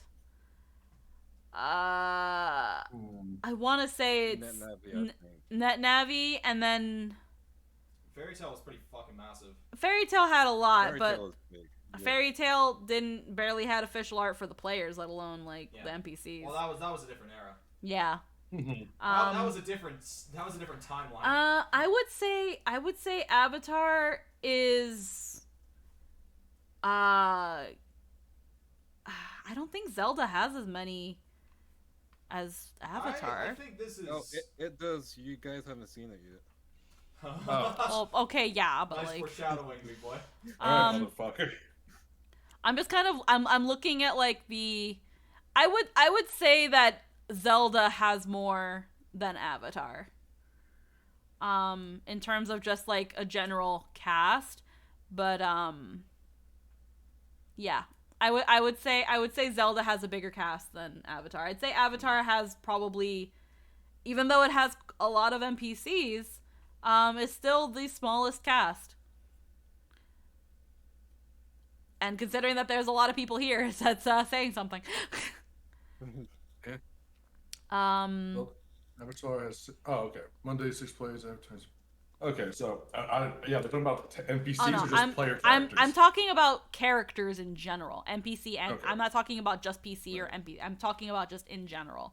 Like, Okay. for example, we like all these characters. Like, it doesn't encompass absolutely everyone in Avatar because I mean, again, we forgot Ba Sing Se's Earth King. But I think we got mostly everyone who is notable enough to put in Yo, this. What about my brother from the first 2 games? Oh, and we're also missing Dylon. But like even then, even if we had those 2 like Toki buddies here, I still think Zelda has a bigger cast of overall characters than Avatar. This is not considering what we haven't seen yet though. So that's also being put into consideration. But again, Zelda can still be more because there's a lot of characters we have yet to see in Zelda. That's why, God knows when, but at some fucking point, I want to do a tier list with Zelda. Because that's going to be fun. that one's going to be fun. That one needs a day. Oh, boy, we all right the fucking mountain too. Thank you, Dodge. Oh, the mountain is half an hour old. The mountain, like, we only were around him for like an hour. Yeah. We barely got the mountain. He's one of the 4 Earth Kings, though, so. He's in fucking Whoville. I have as much opinion about the mountain as this fucking Oni we killed that we don't even. Hey, he said good job. I'd put him at least in D tier. No, man, he told me I did a good job. No. Make your own tier list. No. You know, if I'm making my own tier list, all the animals are going to go into a tier labeled animal. They're animals. The zoo. I mean, you need to consider the episodes as well. There might be more characters when the series reaches net Navi numbers. Well, right now, Avatar and Zelda are pretty damn close. Like, this coming Monday would be Zelda's 53rd, and then yesterday was Avatar's 53rd, so they're neck and neck. Happy birthday. Yeah. They're pretty neck and neck, even though Avatar's been running a lot longer. But honestly, I think one of the reasons we have so many issues meeting up is because it's in the middle of the week, and there's just more chances of something happening in the middle of the week than during the weekends or the beginning of the week. Amazon. Jeff Bezos. But Jeff Bezos. But this is, I can't remember how, like, Phantom's end, but this is my tier list for Avatar. I might save and or download it. I'm going to do that. Oh, log in now to save your tier list. How about fuck you? I may shift some around later on when I think about it some more, but yeah, so far this is like... Well, you see it, Heartless Quail. We hate Amazon because they're fucking douchebags that ruin our Wednesdays. I can do this awesome thing on Firefox called screen capture. You guys are gonna fucking move Ichibe down to B tier once you meet his parents, because we're gonna walk in there and you're gonna be like, "Hello, Mr. and Mrs. Aikawa," and I'll be like, "Mom! I'm hungry! Mom, where are my... Makes it better. Mom, where are my pizza nuggets? Why my pizza nuggets? I just imagine Ichibe is like a fucking, just in this room on like a beanbag, like not moving, just yelling, "Mom, where's my pizza?" Playing Fortnite. Mom, where are my chicken nuggets? It better be the dinosaur-shaped ones, Mom, or I'm leaving again. Oh, I know exactly what it would be. Let's see. Mom, where are my Pop-Tarts? Oh, God. Where's my toaster strudel? Are you gonna send me a dumb video to wrap up this stream with, Tristan? No, just the audio would be perfect. No, I'm gonna play the dumb video. I'm gonna open it. Because you sent it to me specifically, didn't you? Yeah, you did. Here we go. Mom, get in here, Mom. Oh, that's it? Yeah. Oh, it was like 5 seconds. Yeah. I expected that to be longer. I'll put that in the RP chat. Yeah. That'll just be me. Oh, it's okay. It's on fucking autoplay. What the fuck? Why do you have it on autoplay? Oh, it's because I was watching the Chris Chan documentary, so I put that on autoplay. God damn it. I still don't know what that is. Oh, man. I honestly, at this point, I just say, don't. At this point, don't. Knowing. Yeah, you don't have to know. It's fine. My girlfriend enjoys cancer, and so do I. Like, I don't know at all. And It's I'm so curious because it keeps getting brought up. Listen, you can either... Listen, okay, hold on. All right, hold on. Mm-hmm. All right. Chris Chan is the single most documented human being that ever existed. Most. Really? On the internet. And most. The stories that entail Chris Chan's life are some of the most bizarre heartbreaking and disgusting shit I've ever seen, especially with recent events. So I wholeheartedly say this to you, Phantom. If you're gonna watch it now. If you're not good, if you don't want to watch it, don't even stop thinking about it. Because the Christian sagas are coming to a really quick end right now. Like, that shit's ending. Well, it's the thing with the Christian documentary, with how far along it is, because it's a lot of parts. One, you're gonna be there for a while. It is definitely a rabbit hole. It is. It is a rabbit hole, and it doesn't get better. It never gets better. It only gets worse. Never. Like, you think there's some hope. You think there's some good in the world. Yeah. For this person, and then it just gets worse. Yeah, it's that thing of like you're gonna if you choose to watch, you're gonna be watching and you're gonna be like, well, that was pretty bad. Yeah. Oh, that was pretty bad. And the next part plays, and it's well, that's pretty freaking. And that's bad. That's bad. That's bad. The worst that's part. Bad. The worst part about. Oh, that's a little redeemable. No, that's bad. It's like, but the thing is though, it's going. Well, I don't want to say it's going, but there's a good chance it's going to suck you in though, because it's like a car crash. Yeah, can't look away from it starts with a guy on a bicycle, and he's just having a time, and then a car hits him.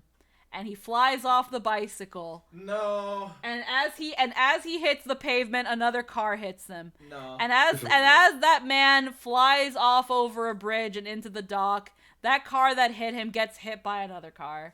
And then there's a motorcycle that flips off the rail end. And then somehow a train, because it all happens in the middle of a railroad. And then the other train from the other end comes in because no one moved the rerouting system. And that train hits the first train that hit the car, that hit the motorcycle, that hit the guy that fell off the bridge. And then somehow you realize that you're actually pretty close to an airport, and one plane just didn't lift off right that day. It just doesn't get better. Okay, I agree with your analogy. If we started with he trips himself over on the bicycle.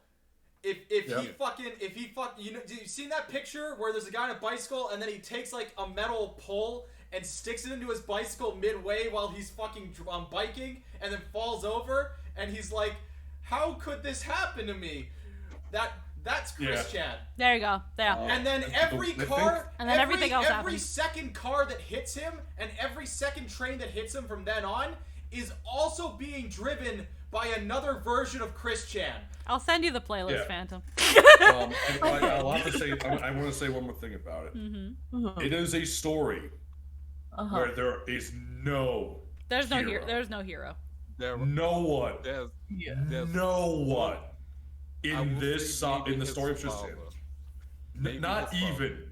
No one. There is not a single person. No, not even him. No. The point is. Okay. The point is, no one is good in this story. Everyone, even Christian, even him. Oh, 100. Or her now. Honestly, everybody. As much as he is a victim, person. he is actually like the fucking worst. This is why I said the analogy has to begin with him tripping over himself, because he fucking does it to himself. I've never witnessed a story of someone shooting themselves in the foot more than as the story of Christian. Okay. All right. One bullet for every toe. Like, and then one bullet for every toenail. There's one step forward, 2 steps back, and then there's 1 step forward, 10 steps down back, the stairs. and then falling backward down the stairs. Like.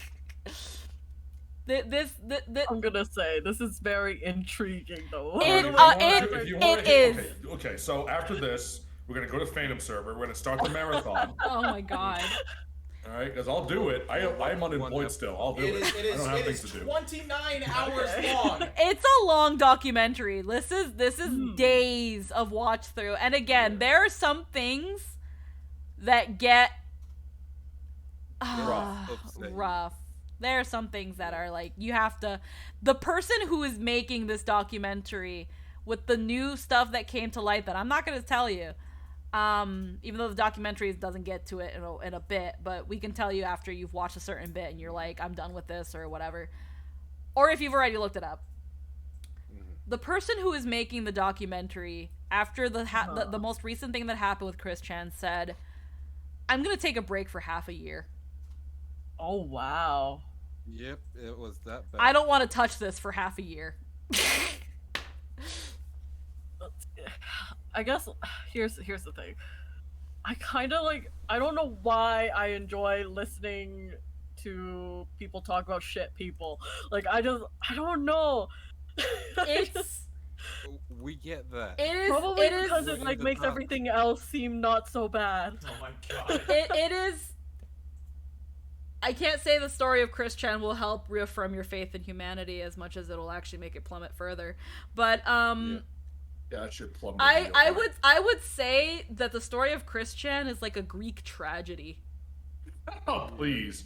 Don't insult the Greeks that way. You will never say how Okay, this the happened. Netflix No. adaptation of a Greek You tragedy. will never say to yourself, you will never say to yourself, how did this happen again more times about one subject than you would about this person.